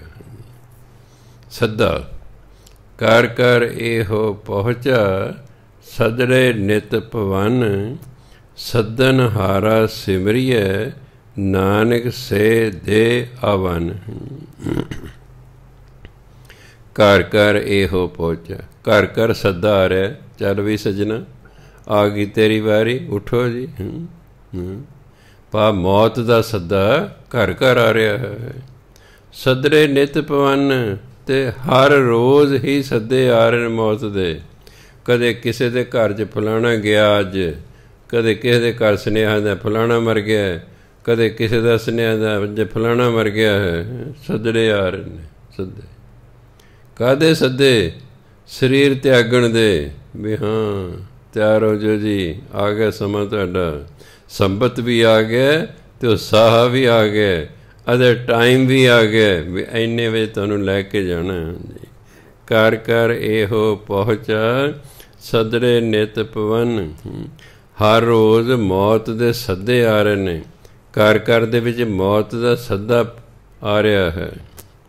ਸੱਦਨ ਹਾਰਾ ਸਿਮਰੀਏ, ਇਸ ਲਈ ਜਿਹੜਾ ਸੱਦਣ ਵਾਲਾ ਨਾ ਪਰਮਾਤਮਾ, ਉਹਦਾ ਸਿਮਰਨ ਕਰਨਾ ਚਾਹੀਦਾ, ਉਹਦਾ ਸਿਮਰਨ ਕਰਨਾ ਚਾਹੀਦਾ। ਸੱਚਾ ਪਾਤਸ਼ਾਹ ਜਮਦੂਤ ਨਾ ਭੇਜ ਦੇਈਂ, ਇਹ ਜਿਹੜੇ ਜੇ ਤੂੰ ਇਹ ਭੇਜਦੇ ਮੈਨੂੰ ਤਾਂ ਕੁੱਟਦੇ ਹੀ ਲਿਜਾਣਗੇ। ਤਾਂ ਫਿਰ ਹਾਂ, ਇਹਨਾਂ ਧਰਮਰਾਜ ਕੋਲ ਮੈਨੂੰ ਲੈ ਕੇ ਜਾਣਾ ਹੈ, ਫਿਰ ਮੇਰੇ ਉੱਥੇ ਪੇਸ਼ੀ ਪੈਣੀ ਹੈ, ਕਿਉਂ ਉੱਥੇ ਚਿੱਤਰਗੁਪਤ ਬੈਠੇ ਨੇ, ਉਹਨਾਂ ਨੇ ਮੇਰੇ ਚੰਗੇ ਮੰਦੇ ਕੰਮ ਲਿਖੇ ਹੋਏ ਨੇ ਆਪਣੇ ਰਜਿਸਟਰ ਦੇ ਵਿੱਚ। ਉਹਨਾਂ ਨੇ ਫਿਰ ਚਿੱਤਰਗੁਪਤ ਨੇ ਪੜ੍ਹ ਕੇ ਸੁਣਾਉਣਾ ਧਰਮਰਾਜ ਨੂੰ, ਫਿਰ ਧਰਮਰਾਜ ਨੇ ਅੱਗੇ ਸਜ਼ਾਵਾਂ ਦੇਣੀਆਂ ਨੇ। ਇਸ ਲਈ ਕਿਹਦਾ ਸਿਮਰਨ ਕਰਨਾ? ਸੱਦਣ ਹਾਰਾ, ਪਾ ਪਰਮਾਤਮਾ, ਕਿਉਂਕਿ ਸੱਦਾ ਤਾਂ ਪਰਮਾਤਮਾ ਹੀ ਭੇਜਦਾ ਨਾ। ਸੋ ਸੱਦਣ ਹਾਰਾ ਸਿਮਰੀਏ, ਜਿਹੜਾ ਪਰਮਾਤਮਾ ਨੇ ਜੀਵਾਂ ਨੂੰ ਵਾਪਸ ਸੱਦ ਰਿਹਾ ਨਾ, ਉਹਦਾ ਸਿਮਰਨ ਕਰਨਾ ਚਾਹੀਦਾ। ਨਾਨਕ ਸੇ ਦੇ ਅਵਨ, ਕਿਉਂਕਿ ਮੌਤ ਦੇ ਦਿਨ ਤਾਂ ਆਉਣੇ ਹੀ ਆਉਣੇ ਨੇ। ਦੇ ਬਹੁਵਚਨ ਹੈ, ਹਾਹੇ ਨੂੰ ਔਂਕੜ ਜਿਹੜਾ ਹੁੰਦਾ ਦੇ, ਕਈ ਉਸ ਨੂੰ ਦੇਹੋ ਬੋਲਦੇ ਨੇ, ਉਹਨੂੰ ਵਿਚਾਰੇ ਨੂੰ ਇਹ ਨਹੀਂ ਪਤਾ ਵੀ ਇਹ ਤਾਂ ਦਿਨ ਹੈ। ਹਾਹੇ ਨੂੰ ਔਂਕੜ ਇਸ ਲਈ ਲਾਇਆ ਕਿ ਦਿਨ ਇੱਕ ਵਚਨ ਹੈ। ਜੇ ਇੱਥੇ ਹਾਹੇ ਨੂੰ ਔਂਕੜ ਹੁੰਦਾ ਤਾਂ ਫਿਰ ਸੇ ਦੀ ਥਾਂ 'ਤੇ ਕੀ ਹੋਣਾ ਸੀ? ਸੋ। ਫਿਰ ਕੀ ਹੋਣਾ ਸੀ? ਸੋ। ਸੋ ਇੱਕ ਵਚਨ ਹੁੰਦਾ, ਅੱਗੇ ਫਿਰ ਹਾਹੇ ਨੂੰ ਸਿਹਾਰੀ ਹੋਣਾ ਸੀ ਦੇ। ਉਚਾਰਨ ਦੇ ਹੀ ਹੈ, ਦਿਨ। ਹੁਣ ਦੇ ਔਂਕੜ ਨਹੀਂ ਹੈ, ਇਸ ਲਈ ਦੇ ਦਿਨ ਬਹੁਵਚਨ ਨੇ, ਇਸ ਲਈ ਇਹਦੇ ਅੱਗੇ ਸੇ ਲੱਗਾ, ਸੇ ਵੀ ਬਹੁਵਚਨ ਨੇ। ਉਹ ਦਿਨ ਆਉਣੇ ਹਨ, ਸੇ ਦੇ ਅਵਨ, ਉਹ ਦਿਨ ਆਉਣ ਵਾਲੇ ਨੇ ਜਿਸ ਦਿਨ ਸਰੀਰ ਤਿਆਗਣੇ। ਇਸ ਲਈ ਪਹਿਲਾਂ ਹੀ ਸੱਦਣਹਾਰੇ ਦਾ ਸਿਮਰਨ ਕਰਦੇ ਰਹੋ। ਨਹੀਂ ਤੇ ਘਰ ਘਰ ਤਾਂ ਆ ਹੀ ਰਿਹਾ ਸੁਨੇਹਾ, ਘਰ ਘਰ ਸੱਦਾ ਮੌਤ ਦਾ ਆ ਰਿਹਾ। ਸੱਦੜੇ ਰੋਜ਼ ਪੈ ਰਹੇ ਨੇ, ਮੌਤ ਦੇ ਸੱਦੇ ਰੋਜ਼ ਆ ਰਹੇ ਨੇ। ਕਹਿ ਤੇਰੇ 'ਤੇ ਵੀ ਉਹ ਦਿਨ ਆਉਣੇ, ਉਹ ਦਿਨ ਆਉਣੇ ਨੇ ਜਿਸ ਦਿਨ ਅਸੀਂ ਸਰੀਰ ਤਿਆਗਣੇ। ਇਸ ਲਈ ਸੱਦਣਹਾਰੇ ਦਾ ਸਿਮਰਨ ਕਰਨਾ ਚਾਹੀਦਾ। ਇਸ ਲਈ ਵੇਲੇ ਸਿਰ ਹੀ ਵਾਹਿਗੁਰੂ ਵਾਹਿਗੁਰੂ ਵਾਹਿਗੁਰੂ ਵਾਹਿਗੁਰੂ ਕਰਨ ਲੱਗ ਜਾਓ, ਕਿਉਂਕਿ ਨਾਮ ਜਪਣ ਵਾਲੇ ਨੂੰ ਜਮਦੂਤ ਲੈਣ ਹੀ ਨਹੀਂ ਆਉਂਦੇ। ਜਮਦੂਤਾਂ ਨੂੰ ਸਖਤ ਹਦਾਇਤ ਕੀਤੀ ਹੋਈ ਹੈ ਧਰਮਰਾਜ ਨੇ ਕਿ ਜਿੱਥੇ ਮੇਰਾ ਕੋਈ ਨਾਮ ਜਪ ਰਿਹਾ ਤੁਸੀਂ ਉੱਥੇ ਨਹੀਂ ਜਾਣਾ।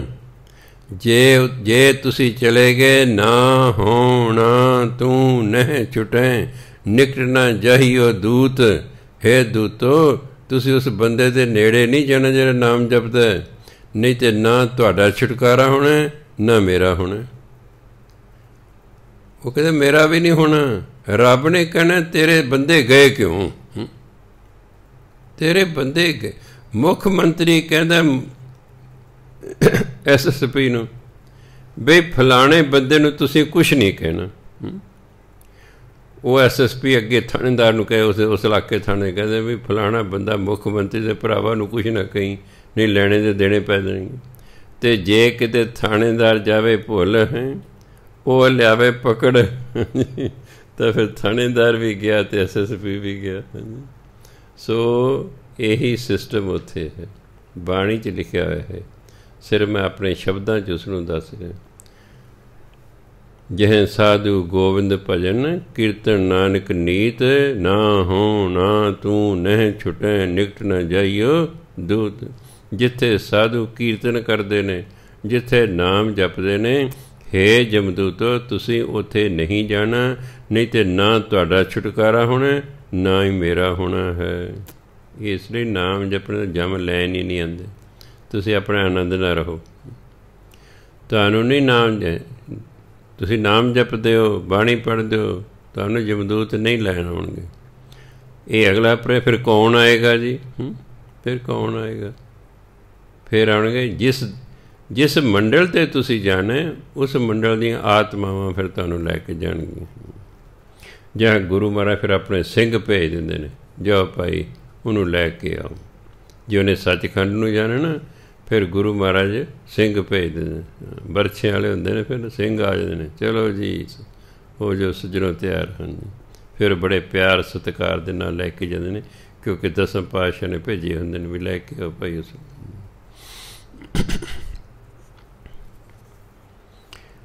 ਅੱਗੇ ਕਹਿੰਦੇ ਰਾਗ ਆਸਾ ਮਹਿਲਾ ਪਹਿਲਾ। ਰਾਗ ਦਾ ਨਾਮ ਹੈ ਆਸਾ ਅਤੇ ਗੁਰੂ ਨਾਨਕ ਦੇਵ ਜੀ ਦੀ ਬਾਣੀ ਹੈ। 6 ਘਰ 6 ਗੁਰ 6 ਉਪਦੇਸ਼, ਗੁਰ ਗੁਰ ਏਕੋ ਵੇਸ ਅਨੇਕ, ਬਾਬਾ ਜੈ ਘਰ ਕਰਤੇ ਕੀਰਤ ਹੋਏ, ਸੋ ਕਰ ਰਾਖ ਵਡਾਈ ਤੋਏ ਰਹਾਓ। 6 ਘਰ ਹਿੰਦੂਆਂ ਦੇ ਨੇ, 6 ਸ਼ਾਸਤਰ ਮੰਨੇ ਗਏ ਹਨ।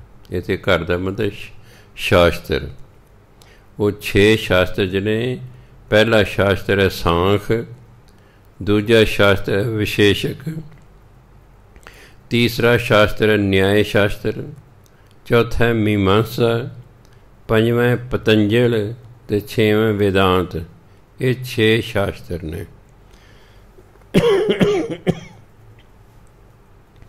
ਸਾਂਖ ਸ਼ਾਸਤਰ, ਵੈਸ਼ੇਸ਼ਕ ਸ਼ਾਸਤਰ, ਨਿਆਏ ਸ਼ਾਸਤਰ, ਮੀਮਾਂਸਾ ਸ਼ਾਸਤਰ, ਪਤੰਜਲ ਸ਼ਾਸਤਰ ਅਤੇ ਵੇਦਾਂਤ ਸ਼ਾਸਤਰ। ਇਹ 6 ਸ਼ਾਸਤਰ ਨੇ ਜਿਨ੍ਹਾਂ ਨੇ ਲਿਖਿਆ ਘਰ। 6 ਸ਼ਾਸਤਰ ਨੇ। 6 ਗੁਰ, ਗੁਰ ਦਾ ਭਾਵ ਤੇ ਲਿਖਾਰੀ, 6 ਹੀ ਉਹਨਾਂ ਦੇ ਲਿਖਾਰੀ ਨੇ।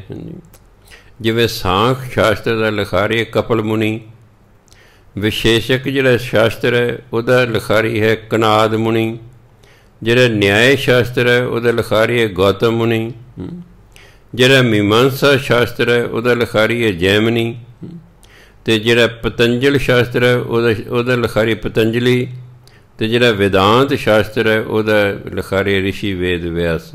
ਇਹ ਲਿਖਾਰੀ ਹੋਏ ਨੇ, ਇਹ ਗੁਰ ਨੇ, ਲਿਖਾਰੀ ਨੇ। 6 ਘਰ 6 ਸ਼ਾਸਤਰ ਨੇ, 6 ਗੁਰ, 6 ਉਹਨਾਂ ਦੇ ਲਿਖਾਰੀ ਨੇ, 6 ਉਪਦੇਸ਼, 6 ਹੀ ਉਹਨਾਂ 'ਚ ਉਪਦੇਸ਼ ਨੇ। ਅੱਡ ਹਰ ਇੱਕ ਦਾ ਅੱਡ ਅੱਡ ਉਪਦੇਸ਼ ਹੈ, ਹਰ ਇੱਕ ਦਾ ਅੱਡ ਅੱਡ ਉਪਦੇਸ਼ ਹੈ। ਇੱਕ ਵਾਰੀ ਜੈਮਨੀ ਰਿਸ਼ੀ ਵੇਦ ਵਿਆਸ ਨੂੰ ਕਹਿੰਦਾ ਮੈਨੂੰ ਗਿਆਨ ਹੈ। ਰਿਸ਼ੀ ਵੇਦ ਵਿਆਸ ਜੀ ਕਹਿੰਦੇ ਤੈਨੂੰ ਕੋਈ ਗਿਆਨ ਨਹੀਂ ਹੈ, ਤੂੰ ਸ਼ਾਸਤਰ 'ਤੇ ਲਿਖਦਾ, ਤੈਨੂੰ ਰੱਬ ਦੇ ਰੰਗਾਂ ਦਾ ਗਿਆਨ ਨਹੀਂ ਹੈਗਾ। ਨਹੀਂ ਜੀ, ਕਹਿੰਦੇ ਜਦੋਂ ਗਿਆਨ ਹੋ ਜਾਏ ਫਿਰ ਕੀ ਫਿਕਰ ਹੈ? ਕਹਿੰਦੇ ਨਹੀਂ, ਤੂੰ ਰੱਬ ਦੇ ਕੌਤਕਾਂ ਨੂੰ ਹੀ ਨਹੀਂ ਜਾਣਦਾ, ਭਾਵੇਂ ਪਿਆ ਗਿਆਨ ਹੋਵੇ। ਕਹਿੰਦਾ ਲੈ, ਮੈਂ ਐਡਾ ਵੱਡਾ ਸ਼ਾਸਤਰ ਲਿਖਦਾ। ਜੈਮਨੀ ਕਹਿੰਦਾ ਮੈਨੂੰ ਗਿਆਨ ਹੈ। ਕਹਿੰਦੇ ਅੱਛਾ ਚਲੋ। ਸਮਾਂ ਬੀਤਿਆ। ਜਿਹੜੇ ਜੈਮਨੀ ਰਿਸ਼ੀ ਜੰਗਲ ਦੇ ਵਿੱਚ ਤਪੱਸਿਆ ਕਰਦੇ, ਰਿਸ਼ੀ ਜੰਗਲਾਂ 'ਚ ਹੀ ਰਹਿੰਦੇ ਹੁੰਦੇ ਸਨ। ਸ਼ਾਮ ਦਾ ਵੇਲਾ ਹੈ, ਬੜੇ ਜ਼ੋਰ ਦੀ ਝੱਖੜ ਆ ਗਿਆ ਹੈ। ਜੈਮਨੀ ਰਿਸ਼ੀ ਦੀ ਕੁਟੀਆ ਹੈਗੀ, ਜੈਮਨੀ ਰਿਸ਼ੀ ਭੱਜ ਕੇ ਕੁਟੀਆ 'ਚ ਵੜ ਗਿਆ ਹੈ। ਉਧਰੋਂ ਇੱਕ ਲੜਕੀ, ਨੌਜਵਾਨ ਲੜਕੀ ਹੈ, ਉਹਦੇ ਰੋਣ ਦੀ ਆਵਾਜ਼ ਹੈ ਬਚਾਓ ਬਚਾਓ ਬਚਾਓ ਬਚਾਓ। ਜੈਮਨੀ ਬਾਹਰ ਨਿਕਲਿਆ, ਕਹਿੰਦਾ ਬੀਬਾ ਕੀ ਹੋ ਗਿਆ? ਕਹਿੰਦੇ ਮੇਰੇ ਮਗਰ ਡਾਕੂ ਲੱਗੇ ਹੋਏ ਨੇ, ਮੇਰੀ ਪੱਤ ਲੁੱਟਦੇ ਨੇ, ਮੈਂ ਬਚਾਓ ਬਚਾਓ। ਹੁਣ ਉਹ ਕਹਿੰਦਾ ਵੀ ਕੀ ਕੀਤਾ ਜੇ? ਤਾਂ ਲੜਕੀ ਹੈ, ਮੈਂ ਇਹਨੂੰ ਕਿਵੇਂ ਰੱਖਾਂ ਆਪਣੇ ਅੰਦਰ? ਰੱਬ ਨਾ ਕਰੇ ਕੋਈ ਗੜਬੜ ਹੋ ਗਈ ਫਿਰ। ਉਹਨੇ ਕਿਹਾ ਹੁਣ ਇਹਦੀ ਰੱਖਿਆ ਕਰਨਾ ਵੀ ਜ਼ਰੂਰ, ਅੱਗੇ ਰਾਤ ਪੈ ਗਈ ਹੈ, ਉਹਦਾ ਝੱਖੜ ਹੈ, ਤੂਫਾਨ ਹੈ, ਇਹ ਲੜਕੀ ਜਾਏ ਤਾਂ ਜਾਏ ਕਿੱਥੇ? ਉਹਨੂੰ ਕਹਿ ਚੰਗਾ ਤੂੰ ਮੇਰੀ ਕੁਟੀਆ 'ਚ ਆ ਜਾ, ਤੂੰ ਮੇਰੀ ਕੁਟੀਆ 'ਚ ਆ ਜਾ, ਅੰਦਰੋਂ ਕੁੰਡਾ ਬੰਦ ਕਰ ਲੈ, ਕੋਈ ਤੇਰਾ ਦਰਵਾਜ਼ਾ ਖੜਕਾ ਤੂੰ ਖੋਲ੍ਹਣਾ ਨਹੀਂ। ਉਹ ਕਹਿੰਦੀ ਜੇ ਤੁਸੀਂ ਖੜਕਾਓ ਜੀ, ਕਹੇ ਚਾਹੇ ਮੈਂ ਵੀ ਵਾਜਾ ਮਾਰ ਤਾਂ ਵੀ ਦਰਵਾਜ਼ਾ ਨਹੀਂ ਖੋਲ੍ਹਣਾ। ਕਹਿੰਦੇ ਠੀਕ ਹੈ ਜੀ। ਲੜਕੀ ਨੇ ਅੰਦਰੋਂ ਦਰਵਾਜ਼ਾ ਬੰਦ ਕਰ ਲਿਆ। ਜੈਮਨੀ ਰਿਸ਼ੀ ਬਾਹਰ ਦਰਖਤ ਹੇਠਾਂ ਬੈਠ ਗਿਆ ਹੈ। ਜਿਹੜਾ ਕਹਿੰਦਾ ਸੀ ਜੇ ਗਿਆਨ ਹੋਵੇ ਫਿਰ ਕਿਵੇਂ ਗਲਤੀ ਹੋ ਸਕਦੀ ਹੈ? ਅੱਧੀ ਕੁ ਰਾਤ ਨੂੰ ਮਨ ਜਿਹੜਾ ਹੈ ਲੱਗ ਗਿਆ ਗੇੜੇ ਖਾਣ ਵੀ ਨੌਜਵਾਨ ਲੜਕੀ ਹੈ ਜੀ, ਮਨ ਮੈਲਾ ਹੋਣਾ ਸ਼ੁਰੂ ਹੋ ਗਿਆ ਹੈ, ਕਾਮ ਜ਼ੋਰ ਪਾ ਰਿਹਾ ਹੈ। ਉੱਠ ਖੜਿਆ ਆਪਣੀ ਥਾਂ ਤੋਂ, ਜਾ ਕੇ ਦਰਵਾਜ਼ਾ ਖੜਕਾਉਂਦਾ। ਉਹ ਕਹਿੰਦੇ ਮੈਨੂੰ ਜੈਮਨੀ ਰਿਸ਼ੀ ਨੇ ਕਿਹਾ ਇਹ ਦਰਵਾਜ਼ਾ ਨਹੀਂ ਖੁੱਲ੍ਹ ਸਕਦਾ। ਕਹਿੰਦੇ ਨਾ ਮੈਂ ਆਪ ਹੀ ਜੈਮਨੀ ਹਾਂ। ਕਹਿੰਦੇ ਮੈਨੂੰ ਇਹ ਵੀ ਜੈਮਨੀ ਕਿਹਾ ਚਾਹੇ ਮੈਂ ਹੋਵਾਂ ਤਾਂ ਵੀ ਦਰਵਾਜ਼ਾ ਨਹੀਂ ਖੋਲ੍ਹਣਾ, ਇਸ ਲਈ ਰਾਤ ਹੈ, ਦਰਵਾਜ਼ਾ ਨਹੀਂ ਖੁੱਲ੍ਹ ਸਕਦਾ, ਦਿਨੇ ਖੁੱਲੂਗਾ। ਹੁਣ ਉਹਨੂੰ ਚੜਿਆ ਕਾਮ, ਉਹ ਨਾ ਉੱਤੇ ਚੜ੍ਹ ਗਿਆ ਝੌਂਪੜੀ ਦੇ, ਮੈਂ ਉੱਤੋਂ ਪਾੜ ਲਾ ਲੈਣਾ। ਉੱਤੋਂ ਜਿਹੜਾ ਹੈ ਹੌਲੀ ਝੌਂਪੜੀ ਪਾੜ ਲਾ ਲਿਆ। ਜਦੋਂ ਲੱਗਿਆ ਹੇਠਾਂ ਆਉਣ, ਇੱਕ ਜਿਹੜੀ ਹੈ ਤਿੱਖੀ ਜਿਹੀ ਨੋਕ ਸੀ ਲੱਕੜੀ ਦੀ, ਉਹ ਉਹਦੇ ਢਿੱਡ 'ਚ ਖੁੱਭ ਗਈ। ਢਿੱਡ ਖੁੱਭ ਗਈ। ਹੁਣ ਨਾ ਤਾਂ ਬਾਹਰ ਆ ਸਕਦਾ ਜੈਮਨੀ ਅਤੇ ਨਾ ਹੇਠਾਂ ਜਾ, ਤੋਰੀ ਵਾਂਗੂ ਲਟਕ ਰਿਹਾ। ਹੁਣ ਤੋਰੀ ਵਾਂਗੂ ਲਟਕ, ਇਹਨੇ ਤੇ ਇਹਨੂੰ ਦਿਨ ਚੜ੍ਹ ਗਿਆ। ਦਿਨ ਚੜ੍ਹ ਗਿਆ ਅਤੇ ਹੇਠਾਂ ਕੀ ਵੇਖਦਾ? ਹੇਠਾਂ ਰਿਸ਼ੀ ਵੇਦ ਵਿਆਸ ਬੈਠਾ, ਕੋਈ ਲੜਕੀ ਨਹੀਂ। ਕਹਿੰਦੇ ਕਿਉਂ ਜੈਮਨੀ, ਹੈਗਾ ਤੈਨੂੰ ਗਿਆਨ? ਤੂੰ ਤਾਂ ਗਿਆਨ ਹੋਵੇ ਬੰਦਾ ਗਲਤੀ ਨਹੀਂ ਕਰਦਾ, ਫਿਰ ਤੈਨੂੰ ਤਾਂ ਗਿਆਨ ਸੀ, ਤੂੰ ਫਿਰ ਇਹ ਕਿਉਂ ਲੱਗਾ ਸ਼ਰਮਿੰਦਾ ਹੋ ਗਿਆ? ਕਹਿੰਦੇ ਪਹਿਲਾਂ ਮੈਨੂੰ ਹੇਠਾਂ ਲਾਓ ਕਿਸੇ ਤਰ੍ਹਾਂ। ਇਸ ਲਈ ਇੱਕ ਗਿਆਨ ਕਿਤਾਬੀ ਹੁੰਦਾ ਹੈ, ਇੱਕ ਬ੍ਰਹਮ ਗਿਆਨ ਹੁੰਦਾ ਹੈ। ਬ੍ਰਹਮ ਗਿਆਨ ਤੋਂ ਬਿਨਾਂ ਬਾਕੀ ਜਿਹੜਾ ਗਿਆਨ ਹੈ ਐਵੇਂ ਗਿਆਨ ਹੁੰਦਾ ਹੈ। ਇਹ ਤਾਂ ਐਵੇਂ ਲੋਕਾਂ ਦੇ ਰੋਬ ਰਾਬ ਪਾਉਣ ਲਈ ਹੈ ਜਾਂ ਨੌਕਰੀ ਲੈਣ ਲਈ ਵੀ ਗਿਆਨ ਹੈ ਜੀ। ਹਾਂਜੀ, ਲੋਕਾਂ ਨੂੰ ਗਿਆਨ ਨਾਲ ਪ੍ਰਭਾਵਿਤ ਕਰ ਦਿਓ, ਬੱਲੇ ਬੱਲੇ ਬਾਬਾ ਜੀ ਨੂੰ ਬੜਾ ਗਿਆਨ ਹੈ ਜੀ। ਇਹ ਤਾਂ ਪ੍ਰਭਾਵਿਤ ਕਰਨ ਲਈ ਹੈਗਾ, ਜਾਂ ਇਸ ਗਿਆਨ ਤੋਂ ਲਾਭ ਉਠਾਉਣਾ। ਅਸਲ ਗਿਆਨ ਉਹ ਹੈ ਜਿਹੜਾ ਨਾਮ ਜਪ ਜਪ ਕੇ ਆਪਣੇ ਆਪ ਪ੍ਰਾਪਤ ਹੋਵੇ, ਅੰਦਰੋਂ ਗਿਆਨ ਫੁੱਟੇ। ਅਸਲ ਉਹ ਗਿਆਨ ਹੁੰਦਾ, ਉਹਨੂੰ ਕਹਿੰਦੇ ਨੇ ਬ੍ਰਹਮ ਗਿਆਨ। ਜਦੋਂ ਬ੍ਰਹਮ ਗਿਆਨ ਹੁੰਦਾ ਫਿਰ ਨਹੀਂ ਗਲਤੀ ਕਰਦਾ ਬੰਦਾ, ਫਿਰ ਨਹੀਂ ਗਲਤੀ। ਕਿਉਂ? ਉਹਦੀ ਆਪਣੀ ਮਰਜ਼ੀ ਹੀ ਨਹੀਂ ਰਹਿੰਦੀ, ਉਸਦੀ ਆਪਣੀ ਮਰਜ਼ੀ ਹੀ ਨਹੀਂ ਰਹਿੰਦੀ। ਉਹਦੀ ਹੋਂ ਜਿਹੜੀ ਹੈ ਮਰਗੀ ਹੁੰਦੀ ਹੈ। ਕਿਉਂਕਿ ਕਾਮ, ਕ੍ਰੋਧ, ਲੋਭ, ਮੋਹ, ਹੰਕਾਰ, ਇਹ ਪੰਜੇ ਨੇ ਪੁਲਿੰਗ ਨੇ। ਕਹਿ ਰੱਖਣ ਕਾਮ, ਕ੍ਰੋਧ, ਲੋਭ, ਮੋਹ, ਹੰਕਾਰ। ਇਹਨਾਂ ਦੀ ਮਾਂ ਹੈ ਹਉਮੈ, ਉਹ ਇਸਤਰੀ ਲਿੰਗ ਹੈ ਹਉਮੈ। ਜਿੰਨਾ ਚਿਰ ਮਾਂ ਜਿਉਂਦੀ ਹੈ ਇਹ ਜਿਉਂਦੇ ਨੇ, ਇਹ ਜਿਉਂਦੇ ਨੇ। ਬ੍ਰਹਮ ਗਿਆਨ ਹੋ ਜਾਣ ਤੋਂ ਬਾਅਦ ਹਉਮੈ ਰੂਪੀ ਮਾਂ ਮਰ ਜਾਂਦੀ ਹੈ। ਜਦ ਮਾਂ ਹੀ ਮਰ ਗਈ, ਇਹਨਾਂ ਪੁੱਤਰਾਂ ਦੀ ਹੋਂਦ ਹੀ ਨਹੀਂ ਰਹਿੰਦੀ, ਇਹ ਵੀ ਖਤਮ। ਇਹ ਮਾਂ ਕਰਕੇ ਹੀ ਹਨ। ਜਿੰਨਾ ਚਿਰ ਮਾਂ ਜਿਉਂਦੀ ਉਹਨਾਂ ਚਿਰ ਹੀ ਜਿਉਂਦੇ ਨੇ। ਮਾਂ ਮਰ ਗਈ, ਇਹ ਵੀ ਮਰ ਗਏ। ਜਦੋਂ ਬ੍ਰਹਮ ਗਿਆਨ ਹੁੰਦਾ ਤਾਂ ਹਉਮੈ ਰੂਪੀ ਮਾਂ ਮਰ ਜਾਂਦੀ ਹੈ। ਇਹ ਕਾਮ, ਕ੍ਰੋਧ, ਲੋਭ, ਮੋਹ, ਹੰਕਾਰ ਪੰਜੇ ਦੇ ਪੰਜੇ ਆਪਣੇ ਆਪ ਹੀ ਮਰ ਜਾਂਦੇ ਨੇ।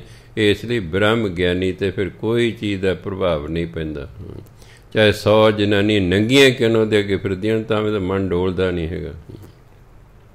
ਇਹਦੀ ਐਗਜ਼ਾਮਪਲ ਮੈਂ ਕਈ ਵਾਰੀ ਦਿੱਤੀ। ਜਦੋਂ ਗੁਰੂ ਨਾਨਕ ਦੇਵ ਜੀ ਮਹਾਰਾਜ ਗਏ ਸਨ ਸੰਗਲਾਦੀਪ, ਰਾਜਾ ਸ਼ਿਵ ਨਾਮ ਨੇ ਬਹੁਤ ਸੁੰਦਰ ਇਸਤਰੀਆਂ ਰੱਖੀਆਂ ਹੋਈਆਂ ਸਨ। ਉਹ ਸਾਧੂਆਂ ਦਾ ਇਮਤਿਹਾਨ ਲੈਣ ਲਈ ਵੀ ਭਲਾ ਇਹ ਡੋਲਦੇ ਨੇ ਕਿ ਨਹੀਂ ਡੋਲਦੇ, ਅਤੇ ਉਹ ਬੀਬੀਆਂ ਜਾ ਕੇ ਡਾਂਸ ਕਰਦੀਆਂ ਸਨ, ਛੇੜਛਾੜ ਕਰਦੀਆਂ ਸਨ, ਦੇਖਦੇ ਹਾਂ ਪਹਿਲਾਂ। ਜਦੋਂ ਬੀਬੀਆਂ ਆ ਰਹੀਆਂ ਸਨ ਗੁਰੂ ਨਾਨਕ ਦੇ ਬੈਠੇ, ਗੁਰੂ ਨਾਨਕ ਦੇਖਿਆ ਵੀ ਅੱਛਾ ਇਹਨਾਂ ਦੀ ਭਾਵਨਾ ਠੀਕ ਨਹੀਂ। ਜਦੋਂ ਨੇੜੇ ਆਈਆਂ ਨਾ, ਗੁਰੂ ਨਾਨਕ ਦੇਵ ਮਹਾਰਾਜ ਕਿਰਪਾ ਦ੍ਰਿਸ਼ਟੀ ਨਾਲ ਉਹਨਾਂ ਸਾਰੀਆਂ ਬੀਬੀਆਂ ਵੱਲ ਵੇਖਿਆ, ਜਿੰਨੀ ਅੰਦਰ ਮੈਲ ਸੀ ਸਾਰੀ ਦੀ ਸਾਰੀ ਧੋਤੀ, ਉਹ ਤੇ ਸ਼ੁੱਧ ਅਤੇ ਪਵਿੱਤਰ ਹੋ ਗਏ। ਚੌਂਕੜੀ ਮਾਰ ਕੇ ਬੈਠ ਗਏ, ਅੱਖਾਂ ਬੰਦ ਕਰ ਲਏ, ਸਮਾਧੀ ਸਥਿਤ ਹੋ ਗਈਆਂ। ਇਹ ਹੈ ਬ੍ਰਹਮ ਗਿਆਨੀ ਨਹੀਂ ਡੋਲਿਆ ਕਰਦੇ, ਉਹ ਹੈ ਆਪਣਾ ਗਿਆਨ। ਆ ਬਾਕੀ ਸਾਰਾ ਜਿਹੜੇ ਤੇ ਕਿਤਾਬੀ ਗਿਆਨ ਹੈ, ਇਹ ਜਿਹੜੇ ਬਾਣੀ ਹੈ ਗੁਰੂਆਂ ਦਾ ਗਿਆਨ ਹੈ। ਪਰ ਜਿਹੜਾ ਮੈਂ ਤੁਹਾਨੂੰ ਬਾਣੀ ਦਾ ਗਿਆਨ ਦੇ ਰਿਹਾ, ਇਹ ਤਾਂ ਬਾਣੀ ਦਾ ਗਿਆਨ ਹੈ, ਮੇਰਾ ਆਪਣਾ ਨਹੀਂ ਹੈ।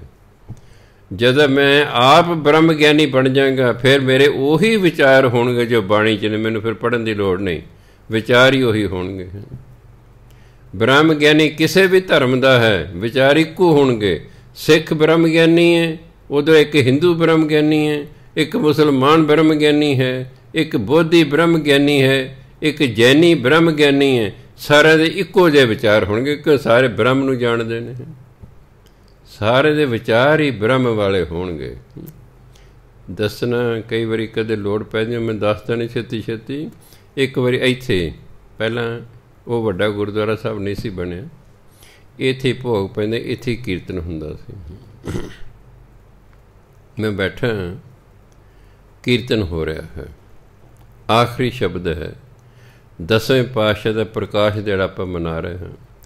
10ਵੇਂ ਪਾਤਸ਼ਾਹ ਆਏ, ਧਰਤੀ ਤੋਂ 6 ਇੰਚ ਉੱਚੇ, ਚੌਂਕੜੀ ਮਾਰ ਕੇ ਗੁਰੂ ਗ੍ਰੰਥ ਸਾਹਿਬ ਮੂੰਹ ਕਰਕੇ ਬੈਠ ਗਏ। ਕੋਈ ਦੇਰ ਬਾਅਦ ਆਏ, ਮੈਂ ਕੀ ਦੇਖਿਆ ਬਈ ਨਾ ਛੱਤ 'ਤੇ 14 ਘੋੜਿਆਂ ਵਾਲਾ ਰਥ ਉਤਰਿਆ। ਮੈਂ ਕਿਹਾ ਵੀ ਇਹਦਾ ਮਤਲਬ ਕ੍ਰਿਸ਼ਨ ਮਹਾਰਾਜ ਆ ਗਏ। ਕ੍ਰਿਸ਼ਨ ਮਹਾਰਾਜ ਅੰਦਰ ਆਏ, 10ਵੇਂ ਪਾਤਸ਼ਾਹ ਖੜ੍ਹੇ ਹੋ ਗਏ। ਦੋਨਾਂ ਨੇ ਆਪਸ ਪਤਾ ਨਹੀਂ ਕੀ ਗੱਲ ਕੀਤੀ, ਕੁੱਟ ਕੇ ਇੱਕ ਦੂਜੇ ਨੂੰ ਜੱਫੀ ਪਾਈ, ਇੱਕ ਦੂਜੇ ਨੂੰ ਜੱਫੀ ਪਾਈ। ਕ੍ਰਿਸ਼ਨ ਮਹਾਰਾਜ ਦੀ ਗੁਰੂ ਗੋਬਿੰਦ ਸਿੰਘ ਮਹਾਰਾਜ ਨੇ, ਹਾਂਜੀ, ਜੱਫੀ ਪਾਈ। ਕੁਝ ਆਪਸੀ ਗੱਲਬਾਤ ਹੋਈ ਹੈ। ਕੁਝ ਦੇਰ ਬਾਅਦ ਕ੍ਰਿਸ਼ਨ ਮਹਾਰਾਜ ਚਲੇ ਗਏ। ਮੈਂ ਦੱਸੋ, ਅਸੀਂ ਮੂਰਖ ਲੋਕ ਆਪਸ ਲੜਦੇ ਰਹਿੰਦੇ ਹਾਂ। ਇਹ ਨੇ ਬ੍ਰਹਮ ਗਿਆਨੀ। ਕਿੱਥੇ ਦੁਆਪਰ ਯੁੱਗ ਦਾ ਬੰਦਾ, ਕਿੱਥੇ ਕਲ ਯੁੱਗ ਦਾ ਬੰਦਾ ਹੈ। ਦੋਨੋਂ ਬ੍ਰਹਮ ਗਿਆਨੀ ਸਨ, ਇਸ ਲਈ ਧਰਮ ਨਾਲ ਕੋਈ ਲੈਣਾ ਦੇਣਾ ਨਹੀਂ ਸੀ ਹੈਗਾ। ਸਾਰੇ ਬ੍ਰਹਮ ਗਿਆਨੀ ਦੇ ਇੱਕੋ ਹੀ ਧਰਮ ਹੁੰਦਾ।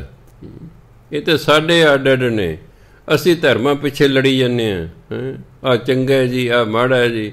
ਉਸ ਤੋਂ ਬਾਅਦ ਮੇਰੇ ਵਿਚਾਰ ਹੀ ਸਾਰੇ ਬਦਲ ਗਏ। ਮੇਰੀ ਜ਼ਿੰਦਗੀ ਦੀ ਸੋਚ ਹੀ ਬਦਲ ਗਈ ਵੀ ਇਹ ਤਾਂ ਲੋਕ ਐਵੇਂ ਹੀ ਲੜੀ ਜਾਂਦੇ, ਵੱਧ ਗੱਲ ਨਾ ਕੋਈ ਬਾਤ ਨਾ। ਦੇਖੋ ਆਹ 2 ਬ੍ਰਹਮ ਗਿਆਨੀ ਆਪਸ 'ਚ ਮਿਲ ਰਹੇ ਨੇ, ਅਤੇ ਉਹ ਗੁਰੂ ਗੋਬਿੰਦ ਸਿੰਘ ਮਹਾਰਾਜ ਵਧਾਈ ਦੇ ਕੇ ਜਨਮ ਦਿਨ ਦੀ, ਅਤੇ ਉਹਨਾਂ ਤੋਂ ਅੱਗੇ ਲੈ ਕੇ ਕ੍ਰਿਸ਼ਨ ਮਹਾਰਾਜ ਉੱਪਰ ਛੱਤ 'ਤੇ ਗਏ, ਘੋੜੇ 'ਤੇ ਆਪਣੇ ਰਥ 'ਤੇ ਬੈਠੇ, ਰਥ ਆਕਾਸ਼ ਨੂੰ ਉੱਡ ਗਿਆ। ਸੋ ਇਸ ਲਈ ਜਦੋਂ ਬ੍ਰਹਮ ਗਿਆਨ ਦਾ, ਜਦੋਂ ਰੱਬ ਦਾ ਹੀ ਗਿਆਨ ਹੋ ਗਿਆ, ਬਾਕੀ ਫਿਰ ਕਿਸੇ ਗਿਆਨ ਦੀ ਲੋੜ ਹੀ ਨਹੀਂ ਰਹਿੰਦੀ। ਇਸ ਲਈ ਬ੍ਰਹਮ ਗਿਆਨੀ ਨੂੰ ਕਿਸੇ ਪੜ੍ਹਾਈ ਦੀ ਲੋੜ ਨਹੀਂ ਹੁੰਦੀ। ਜਿਹਨੂੰ ਬ੍ਰਹਮ ਗਿਆਨ ਹੋ ਗਿਆ, ਉਹਨੂੰ ਕਿਤਾਬਾਂ ਕੀ ਗਿਆਨ ਦੇ ਸਕਦੀਆਂ। ਤੁਸੀਂ ਆਪ ਹੀ ਅੰਦਾਜ਼ਾ, ਕਿਹੜੀ ਕਿਤਾਬ ਨੂੰ ਗਿਆਨ ਦੇਵੇਗੀ। ਸੋ ਤਾਂ ਕਹਿੰਦੇ ਨੇ 6 ਗੁਰ 6 ਘਰ 6 ਗੁਰ 6 ਉਪਦੇਸ਼। 6 ਘਰ ਭਾਵ 6 ਸ਼ਾਸਤਰ ਨੇ, 6 ਗੁਰ 6 ਉਹਨਾਂ ਦੇ ਲਿਖਾਰੀ ਨੇ, 6 ਉਪਦੇਸ਼ 6 ਹੀ ਉਹਨਾਂ ਦੇ ਉਪਦੇਸ਼ ਨੇ। ਹਰ ਇੱਕ ਲਿਖਾਰੀ ਦੇ ਆਪਣਾ ਆਪਣਾ ਉਪਦੇਸ਼ ਹੈ। ਗੁਰ ਗੁਰ ਏਕੋ, ਸਾਰਿਆਂ ਦਾ ਗੁਰੂ ਇੱਕੋ ਹੀ ਹੈ। ਕੌਣ ਹੈ ਉਹ? ਪਰਮਾਤਮਾ। ਭਾਵੇਂ 6 ਗੁਰੂ ਨੇ, ਪਰ ਇਹਨਾਂ 6 ਗੁਰੂਆਂ ਦਾ ਇੱਕੋ ਹੀ ਗੁਰੂ ਪਰਮਾਤਮਾ ਹੈ। ਵੇਸ ਅਨੇਕ, ਹਾਂ, ਪਰਮਾਤਮਾ ਦੇ ਸਰੂਪ ਜਿਹੜੇ ਨੇ ਉਹ ਅਨੇਕਾਂ ਨੇ। ਪਰਮਾਤਮਾ ਇੱਕੋ ਹੀ ਹੈ। ਆਪਾਂ ਸਾਰੇ ਉਸੇ ਦਾ ਰੂਪ ਬੈਠੇ ਹੋਏ ਹਾਂ, ਅਸੀਂ ਉਹਦੇ ਸਰੂਪ ਹਾਂ। ਪਰਮਾਤਮਾ ਇੱਕੋ ਹੀ ਹੈ, ਪਰ ਉਹਦੇ ਸਰੂਪ ਅਨੇਕਾਂ ਹਨ। ਇਸੇ ਤਰ੍ਹਾਂ ਹੀ 6 ਸ਼ਾਸਤਰ ਨੇ, 6 ਉਹਨਾਂ ਦੇ ਲਿਖਾਰੀ ਨੇ, 6 ਉਪਦੇਸ਼ ਨੇ, ਪਰ ਸਾਰੇ ਲਿਖਾਰੀਆਂ ਦਾ, ਸਾਰੇ ਗੁਰੂਆਂ ਦਾ ਗੁਰੂ ਇੱਕ ਪਰਮਾਤਮਾ ਹੈ। ਹਾਂ, ਪਰਮਾਤਮਾ ਦੇ ਵੇਸ ਅਨੇਕਾਂ ਨੇ। ਉਹਨੇ 6 ਵੇਸ ਧਾਰਨ ਕੀਤੇ ਹੋਏ ਹਨ। ਬਾਬਾ ਹੈ ਗੁਰੂ ਮਹਾਰਾਜ, ਜੈ ਕਰ ਕੀਰਤ ਹੋਏ, ਜੈ ਕਰ ਕਰਤੇ ਕੀਰਤ ਹੋਏ। ਜਿਸ ਘਰ ਦੇ ਵਿੱਚ ਪਰਮਾਤਮਾ ਦੀ ਸਿਫਤ ਸਲਾਹ ਹੁੰਦੀ ਹੈ, ਸੋ ਘਰ ਰਾਖ ਵਡਾਈ ਤੋਏ। ਤੁਸੀਂ ਉਸ ਘਰ ਦੀ ਰੱਖਿਆ ਕਰੋ, ਇਹੀ ਤੁਹਾਡੀ ਵਡਿਆਈ ਹੈ। ਤੁਹਾਡੀ ਵਡਿਆਈ ਹੀ ਇਸੇ ਵਿੱਚ ਹੈ ਕਿ ਜਿਸ ਘਰ ਦੇ ਵਿੱਚ ਪਰਮਾਤਮਾ ਦੀ ਸਿਫਤ ਸਲਾਹ ਹੋ ਰਹੀ ਹੈ, ਤੁਸੀਂ ਉਸ ਘਰ ਦੀ ਰੱਖਿਆ ਕਰੋ। ਭਾਵ ਜੋ ਵਿਅਕਤੀ ਪਰਮਾਤਮਾ ਦੀ ਸਿਫਤ ਸਲਾਹ ਕਰ ਰਿਹਾ, ਤੁਸੀਂ ਉਸ ਵਿਅਕਤੀ ਦੀ ਰੱਖਿਆ ਕਰੋ, ਇਹੀ ਤੁਹਾਡੀ ਵਡਿਆਈ ਹੈ। ਸੋ ਨਾਮ ਜਪੀ ਜਾਓ, ਫਿਰ ਆਪੇ ਸਭ ਕੁਝ ਸਮਾਂ ਪਾ ਕੇ ਠੀਕ ਹੋ ਜਾਂਦਾ ਹੈ। ਅੱਗੇ ਕਹਿੰਦੇ ਵਿਸੂਏ ਚਸਿਆਂ ਘੜੀਆਂ ਪਹਿਰਾਂ ਥਿਤੀ ਵਾਰੀ ਮਾਹ ਹੋਆ। ਇਹਨੂੰ ਮਾਹੋ ਨਹੀਂ ਪੜ੍ਹਨਾ, ਮਾਹ ਮਹੀਨਾ ਇੱਕ ਵਚਨ ਹੋਣ ਕਰਕੇ ਹਾਹੇ ਨੂੰ ਔਂਕੜ ਲਾਇਆ। ਜੇ ਮਹੀਨੇ ਹੁੰਦਾ ਫਿਰ ਹਾਹੇ ਨੂੰ ਔਂਕੜ ਨਹੀਂ ਸੀ ਹੋਣਾ। ਬਹੁਤ ਸਾਰੇ ਔਂਕੜ ਅਤੇ ਸਿਹਾਰੀਆਂ ਐਸੀਆਂ ਨੇ ਜਿਹੜੀਆਂ ਬੋਲੀਆਂ ਨਹੀਂ ਜਾਂਦੀਆਂ, ਪਰ ਉਹਨਾਂ ਦੇ ਅਰਥ ਹੁੰਦੇ ਨੇ। ਮੈਂ ਉਦਾਹਰਨ ਦਿੱਤੀ, ਨਾਨਕ, ਨੰਨੇ ਨੂੰ ਕੰਨਾ ਨੰਨਾ ਕੱਕਾ ਨਾਨਕ, ਨੰਨੇ ਨੂੰ ਕੰਨਾ ਨੰਨਾ ਕੱਕੇ ਨੂੰ ਔਂਕੜ ਨਾਨਕ, ਨੰਨੇ ਨੂੰ ਕੰਨਾ ਨੰਨਾ ਕੱਕੇ ਨੂੰ ਸਿਹਾਰੀ ਨਾਨਕ। ਤਿੰਨਾਂ ਦਾ ਉਚਾਰਨ ਨਾਨਕ ਹੈ, ਪਰ ਅਰਥ ਤਿੰਨਾਂ ਦੇ ਅੱਡ ਅੱਡ ਨੇ। ਇਸ ਲਈ ਉਚਾਰਨ ਜਿਹੜਾ ਹੈ ਉਹ ਤਾਂ ਹੈ ਮਾਹ। ਇਹਨੂੰ ਮਾਹੋ ਨਹੀਂ ਪੜ੍ਹ ਦੇਣਾ। ਹਾਹੇ ਨੂੰ ਔਂਕੜ ਸਿਰਫ ਇਸ ਲਈ ਲਾਇਆ ਕਿ ਮਾਹ ਹੁੰਦਾ ਮਹੀਨਾ। ਮਾਹ ਫਾਰਸੀ ਦਾ ਸ਼ਬਦ ਹੈ, 12 ਮਾਹਾ। ਆਪਾਂ 12 ਮਾਹ ਨਹੀਂ ਕਹਿੰਦੇ, 12 ਮਾਹ, 12 ਮਹੀਨੇ। ਮਾਹ ਜਿਹੜਾ ਸ਼ਬਦ ਹੈ ਇਹ ਫਾਰਸੀ ਦਾ, ਜਿਹਦਾ ਅਰਥ ਹੈ ਮਹੀਨਾ। ਅਤੇ ਫਾਰਸੀ ਜਿਹੜੇ ਹਾਹੇ ਨੂੰ ਔਂਕੜ ਲੱਗਣ ਦਾ ਇਹ ਨਹੀਂ ਬੋਲਦਾ, ਇਹ ਨਹੀਂ ਬੋਲਦਾ। ਸੋ ਇਸ ਲਈ ਵਿਸੂਏ ਚਸਿਆਂ ਘੜੀਆਂ ਪਹਿਰਾਂ ਥਿਤੀ ਵਾਰੀ ਮਾਹ ਹੋਆ। ਸੂਰਜ ਏਕੋ ਰੁੱਤ ਅਨੇਕ, ਨਾਨਕ ਕਰਤੇ ਕੇ ਕੇਤੇ ਵੇਸ। ਵਿਸੂਏ ਵਿਸਾ ਹੁੰਦਾ 5 ਵਾਰੀ, 15 ਵਾਰੀ ਅੱਖਾਂ ਖੋਲ੍ਹਣਾ ਅਤੇ 15 ਵਾਰੀ ਅੱਖਾਂ ਬੰਦ ਕਰਨਾ, ਇਹਨੇ ਸਮੇਂ ਨੂੰ ਕਹਿੰਦੇ ਵਿਸਾ। 15 ਵਾਰੀ ਅੱਖ ਝਪਕਣ ਜਿੰਨੇ ਸਮੇਂ ਨੂੰ ਕੀ ਕਹਿੰਦੇ ਨੇ ਵਿਸਾ। ਅੱਗੇ ਚਸਾ, 15 ਵਿਸਿਆਂ ਨੂੰ ਇੱਕ ਚਸਾ ਕਹਿੰਦੇ ਨੇ। ਅੱਗੇ ਘੜੀ 22.5 ਮਿੰਟ ਦੀ ਘੜੀ ਹੁੰਦੀ ਹੈ। ਘੜੀ ਕਿੰਨੇ ਮਿੰਟ ਦੀ ਹੁੰਦੀ ਹੈ? 22.5 ਮਿੰਟਾਂ ਦੀ। ਪਹਿਰ 3 ਘੰਟਿਆਂ ਨੂੰ ਕਹਿੰਦੇ ਨੇ। 24 ਘੰਟੇ ਦਿਨ ਰਾਤ ਦੇ, ਇਹਦੇ 8 ਪਹਿਰ ਹੁੰਦੇ ਆ। 3 ਘੰਟਿਆਂ ਨੂੰ ਪਹਿਰ ਕਹਿੰਦੇ। ਥਿਤੀ 15 ਥਿਤਾਂ ਹੁੰਦੀਆਂ, ਏਕਮ ਦੂਜ ਤੀਜ ਚੌਥ ਕਹਿੰਦੇ, ਇਕਾਦਸ਼ੀ ਦਵਾਦਸ਼ੀ ਤ੍ਰਿ, ਫਿਰ 13ਵੀਂ ਥਿਤ, 14ਵੀਂ ਥਿਤ ਅਤੇ 15ਵੀਂ ਪੂਰਨਮਾਸ਼ੀ ਜਾਂ ਮੱਸਿਆ ਹੁੰਦੀ ਹੈ। 15 ਥਿਤਾਂ ਹੁੰਦੀਆਂ। ਸੋ ਵਾਰੀ 7 ਵਾਰ ਹੁੰਦੇ ਨੇ। ਵਾਰੀ ਵਾਰ ਨੂੰ ਕਹਿੰਦੇ ਸੋਮਵਾਰ, ਮੰਗਲਵਾਰ, ਬੁੱਧਵਾਰ, ਇਹ ਵਾਰ ਨੇ। ਹਾਂਜੀ, ਮਾਹ ਹੋਆ, ਇਹਨਾਂ ਦਾ ਫਿਰ ਮਹੀਨਾ ਬਣਦਾ। ਵਿਸੂਏ ਚਸਿਆਂ ਘੜੀਆਂ ਪਹਿਰਾਂ ਥਿਤੀ ਵਾਰੀ। ਇਹ ਵਿਸੂਏ ਚਸੇ ਅਤੇ ਘੜੀਆਂ ਅਤੇ ਪਹਿਰ ਅਤੇ ਥਿਤਾਂ ਅਤੇ ਵਾਰਾਂ ਰਲ ਕੇ ਮਹੀਨਾ ਬਣਦਾ ਹੈ। ਇਹਨਾਂ ਸਾਰੇ ਦਾ ਕੀ ਬਣਦਾ? ਮਹੀਨਾ। ਫਿਰ 12 ਮਹੀਨੇ ਤੋਂ ਕੀ ਬਣਦਾ? ਸਾਲ ਬਣਦਾ। ਸੂਰਜ ਏਕੋ ਰੁੱਤ ਅਨੇਕ। ਹੁਣ ਸੂਰਜ ਦੀ ਇੱਕ ਹੁੰਦਾ, ਰੁੱਤਾਂ ਕਿੰਨੀਆਂ ਨੇ? ਕਦੇ ਗਰਮੀ ਆ ਗਈ, ਕਦੇ ਸਰਦੀ ਆ ਗਈ, ਕਦੇ ਬਰਸਾਤ ਦਾ ਮੌਸਮ ਆ ਗਿਆ, ਕਦੇ ਮੀਂਹ ਪੈਂਦਾ ਹੀ ਨਹੀਂ ਹੈਗਾ, ਸੋਕਾ ਆ ਗਿਆ ਹੈ, ਕਦੇ ਬਸੰਤ ਆ ਗਈ ਹੈ, ਕਦੇ ਪਤਝੜ ਆ ਗਈ ਹੈ। ਮੌਸਮ ਬਦਲਦਾ, ਰੁੱਤਾਂ ਬਦਲਦੀਆਂ। ਜਿਹੜੇ ਜੋਗਰਾਫੀ ਪੜ੍ਹੇ ਹੋ ਉਹਨਾਂ ਨੂੰ ਇਹ ਗਿਆਨ ਹੈ ਕਿ ਧਰਤੀ ਜਿਹੜੀ ਹੈ 66 ਡਿਗਰੀ ਦੇ ਦਰਜੇ ਝੁਕੀ ਹੋਈ ਹੈ। ਧਰਤੀ ਸਿੱਧੀ ਨਹੀਂ ਹੈ, ਝੁਕੀ ਐਂ ਟੇਢੀ ਹੈ। ਇਸ ਤਰ੍ਹਾਂ ਟੇਢੀ ਹੈ ਧਰਤੀ। ਟੇਢੀ ਧਰਤੀ ਹੋਣ ਕਰਕੇ ਜਿਹੜਾ ਪਾਸਾ ਸੂਰਜ ਵਾਲੇ ਪਾਸੇ ਹੁੰਦਾ ਹੈ, ਉਹਦਾ ਉੱਪਰਲਾ ਪਾਸਾ, ਉਹ ਉੱਥੇ ਗਰਮੀਆਂ ਦਾ ਮੌਸਮ ਹੁੰਦਾ। ਜਿਹੜਾ ਪਿਛਲਾ ਹੇਠਲਾ ਪਾਸਾ ਹੈ ਉੱਥੇ ਸਰਦੀਆਂ ਹੁੰਦੀਆਂ। ਜਦੋਂ ਸੂਰਜ ਘੁੰਮਦਾ ਘੁੰਮਦਾ ਇਸ ਪਾਸੇ ਨੂੰ ਆ ਜਾਂਦਾ, ਫਿਰ ਗਰਮੀ ਇੱਧਰ ਹੋ ਜਾਂਦੀ ਹੈ, ਉੱਧਰ ਸਰਦੀ ਹੋ ਜਾਂਦੀ ਹੈ। ਇਸ ਤਰ੍ਹਾਂ ਰੁੱਤਾਂ ਬਦਲਦੀਆਂ। ਧਰਤੀ ਟੇਢੀ ਹੋਣ ਕਰਕੇ ਰੁੱਤਾਂ ਬਦਲਦੀਆਂ। ਧਰਤੀ ਗੋਲ ਹੋਣ ਕਰਕੇ ਦਿਨ ਰਾਤ ਬਣਦੇ ਨੇ। ਜੇ ਧਰਤੀ ਨਾ ਘੁੰਮਦੀ ਹੁੰਦੀ ਦਿਨ ਰਾਤ ਨਹੀਂ ਸਨ ਬਣਨੇ। ਜਿੱਥੇ ਚਾਨਣ ਹੋਣਾ ਸੀ ਹਮੇਸ਼ਾ ਹੀ ਦਿਨ ਹੋਣਾ ਸੀ, ਅਤੇ ਜਿੱਥੇ ਹਨੇਰਾ, ਜੇ ਧਰਤੀ ਨਾ ਘੁੰਮਦੀ ਹੁੰਦੀ ਫਰਜ਼ ਕਰੋ, ਤਾਂ ਸੂਰਜ ਮੰਨ ਲਓ ਇੱਧਰਲੇ ਪਾਸੇ, ਇੱਧਰ ਅੱਧੀ ਧਰਤੀ ਦੇ ਦਿਨ ਹੋਣਾ ਸੀ, ਇੱਧਰ ਹਮੇਸ਼ਾ ਹੀ ਰਾਤ ਹੋਣੀ ਸੀ, ਹਨੇਰਾ ਹੋਣਾ ਸੀ। ਪਰ ਧਰਤੀ ਘੁੰਮਦੀ ਹੈ, ਇਸ ਲਈ ਪਹਿਲਾਂ ਇੱਥੇ ਦਿਨ ਹੈ, ਘੁੰਮਦੇ ਘੁੰਮਦੇ ਦੂਜੇ ਪਾਸੇ ਆ ਗਈ, ਉੱਧਰ ਦਿਨ ਹੋ ਗਿਆ, ਉੱਧਰ ਰਾਤ ਹੋ ਗਈ। ਧਰਤੀ ਘੁੰਮਦੀ ਹੈ, ਇਸ ਲਈ ਦਿਨ ਰਾਤ ਬਣਦੇ ਹਨ। ਧਰਤੀ ਟੇਢੀ ਹੈ, ਇਸ ਲਈ ਰੁੱਤਾਂ ਬਣਦੀਆਂ ਹਨ। ਹਾਂਜੀ, ਆਪ ਜੀ ਨੇ ਕਦੇ ਗਲੋਬ ਵੇਖਿਆ ਹੋਵੇਗਾ। ਜਦੋਂ ਹਿਸਟਰੀ ਦਾ ਟੀਚਰ, ਜੋਗ੍ਰਾਫੀ ਦਾ ਟੀਚਰ ਪੜ੍ਹਾਉਂਦਾ ਹੈ ਤਾਂ ਕਈ ਵਾਰੀ ਨਾ ਨਕਸ਼ੇ ਦੇ ਸੰਸਾਰ ਦਾ ਨਕਸ਼ਾ ਵਿਖਾਉਂਦਾ, ਨਾਲ ਗਲੋਬ ਵਿਖਾਉਂਦਾ। ਉਹ ਗੋਲ ਜਿਹਾ ਹੁੰਦਾ ਗੇਂਦ ਵਾਂਗੂ, ਉਹਦੇ ਉੱਤੇ ਸੰਸਾਰ ਦਾ ਨਕਸ਼ਾ ਬਣਿਆ ਹੁੰਦਾ। ਉਹ ਕਦੇ ਵੀ ਤੁਸੀਂ ਦੇਖਿਓ ਉਹ ਟੇਢਾ ਹੁੰਦਾ ਹੈ, ਕਿਉਂਕਿ ਉਹਦੀ ਜਿਹੜੀ ਧਰਤੀ ਦੀ ਧੁਰੀ ਹੈ ਉਹ ਟੇਢੀ ਹੈ। ਧਰਤੀ ਟੇਢੀ ਹੈ, ਐਂ ਸਿੱਧੀ ਨਹੀਂ ਹੈਗੀ, ਟੇਢੀ ਹੈ। ਧਰਤੀ ਟੇਢੀ ਹੋਣ ਕਰਕੇ ਰੁੱਤਾਂ ਬਦਲਦੀਆਂ, ਧਰਤੀ ਘੁੰਮਦੀ ਹੈ, ਇਸ ਕਰਕੇ ਦਿਨ ਰਾਤ ਬਣਦੇ ਹਨ। ਸੋ ਵਿਸਵੇ ਚਸੇ ਘੜੀਆਂ, ਪਹਿਰ ਥਿੱਤਾਂ ਵਾਰਾਂ ਰਲ ਕੇ ਮਹੀਨਾ ਬਣਦਾ ਹੈ। ਸੂਰਜ ਇੱਕੋ ਹੀ ਹੈ। ਰੁੱਤ ਅਨੇਕ, ਪਰ ਰੁੱਤਾਂ ਅਨੇਕ ਹਨ। ਰੁੱਤਾਂ ਅਨੇਕ ਨੇ। ਨਾਨਕ ਕਰਤੇ ਕੇ ਕੇਤੇ ਵੇਸ, ਇਸ ਲਈ ਕਰਤਾ ਤਾਂ ਇੱਕੋ ਹੀ ਹੈ, ਪਰ ਉਹਦੇ ਵੇਸ, ਉਹਦੇ ਸਰੂਪ ਕਿੰਨੇ ਹੀ ਨੇ। ਆਪਾਂ ਸਾਰੇ ਉਹਦੇ ਸਰੂਪ ਹੀ ਬੈਠੇ ਹਾਂ। ਜੋ ਦਿਸੈ ਸੋ ਤੇਰਾ ਰੂਪ, ਆਪਾਂ ਜਿੰਨੇ ਬੈਠੇ ਹਾਂ ਪਰਮਾਤਮਾ ਦੇ ਰੂਪ ਹੀ ਬੈਠੇ ਹਾਂ। ਹੈ ਉਹ ਇੱਕ, ਰੂਪ ਉਹਦੇ ਕਿੰਨੇ ਹੀ ਨੇ। ਉਹ ਇੱਕ ਹੈ, ਰੂਪ ਉਹਦੇ ਕਿੰਨੇ ਨੇ। ਇਸ ਤਰ੍ਹਾਂ ਸੂਰਜ ਇੱਕ ਹੈ, ਰੁੱਤਾਂ ਕਿੰਨੀਆਂ ਹੀ ਨੇ। ਦਿਨ ਇੱਕ ਹੈ, ਪਰ ਉਹਦੇ 'ਚ ਚਸੇ ਵੀ ਨੇ, ਉਹ 'ਚ ਵਿਸੇ ਵੀ ਨੇ, ਉਹ 'ਚ ਘੜੀਆਂ ਵੀ ਨੇ, ਉਹ 'ਚ ਪਹਿਰ ਵੀ ਨੇ, ਉਹ 'ਚ ਥਿੱਤਾਂ ਵੀ ਨੇ, ਉਹ 'ਚ ਵਾਰ ਵੀ ਨੇ। ਦੇਖੋ ਕਿੰਨਾ ਦਿਨ ਇੱਕੋ ਹੀ ਹੈ, ਮਹੀਨਾ ਇੱਕੋ ਹੀ ਹੈ। ਮਹੀਨਾ ਇੱਕ ਹੈ, ਪਰ ਦਿਨ ਨੇ, ਉਹਦੇ ਦਿਨ ਨੇ, ਉਹ 'ਚ ਥਿੱਤਾਂ ਨੇ, ਉਹ 'ਚ ਵਿਸੂਏ ਨੇ, ਉਹ 'ਚ ਚਸੇ ਨੇ, ਉਹ 'ਚ ਘੜੀਆਂ ਨੇ, ਕਿੰਨਾ ਕੁਛ ਹੈ ਅਤੇ ਬਣਿਆ ਇੱਕ ਮਹੀਨਾ। ਇਸ ਤਰ੍ਹਾਂ ਸੂਰਜ ਇੱਕ ਹੈ, ਰੁੱਤਾਂ ਕਈ ਨੇ। ਇਸ ਤਰ੍ਹਾਂ ਪਰਮਾਤਮਾ ਇੱਕ ਹੈ, ਰੂਪ ਉਹਦੇ ਕਈ ਹਨ। ਗੱਲ ਸਮਝ ਆ ਰਹੀ ਹੈ? ਬਾਕੀ ਵਿਚਾਰਾਂ ਕੱਲ੍ਹ ਨੂੰ ਕਰਾਂਗੇ। ਵਾਹਿਗੁਰੂ ਜੀ ਕਾ ਖਾਲਸਾ, ਵਾਹਿਗੁਰੂ ਜੀ ਕੀ ਫਤਿਹ।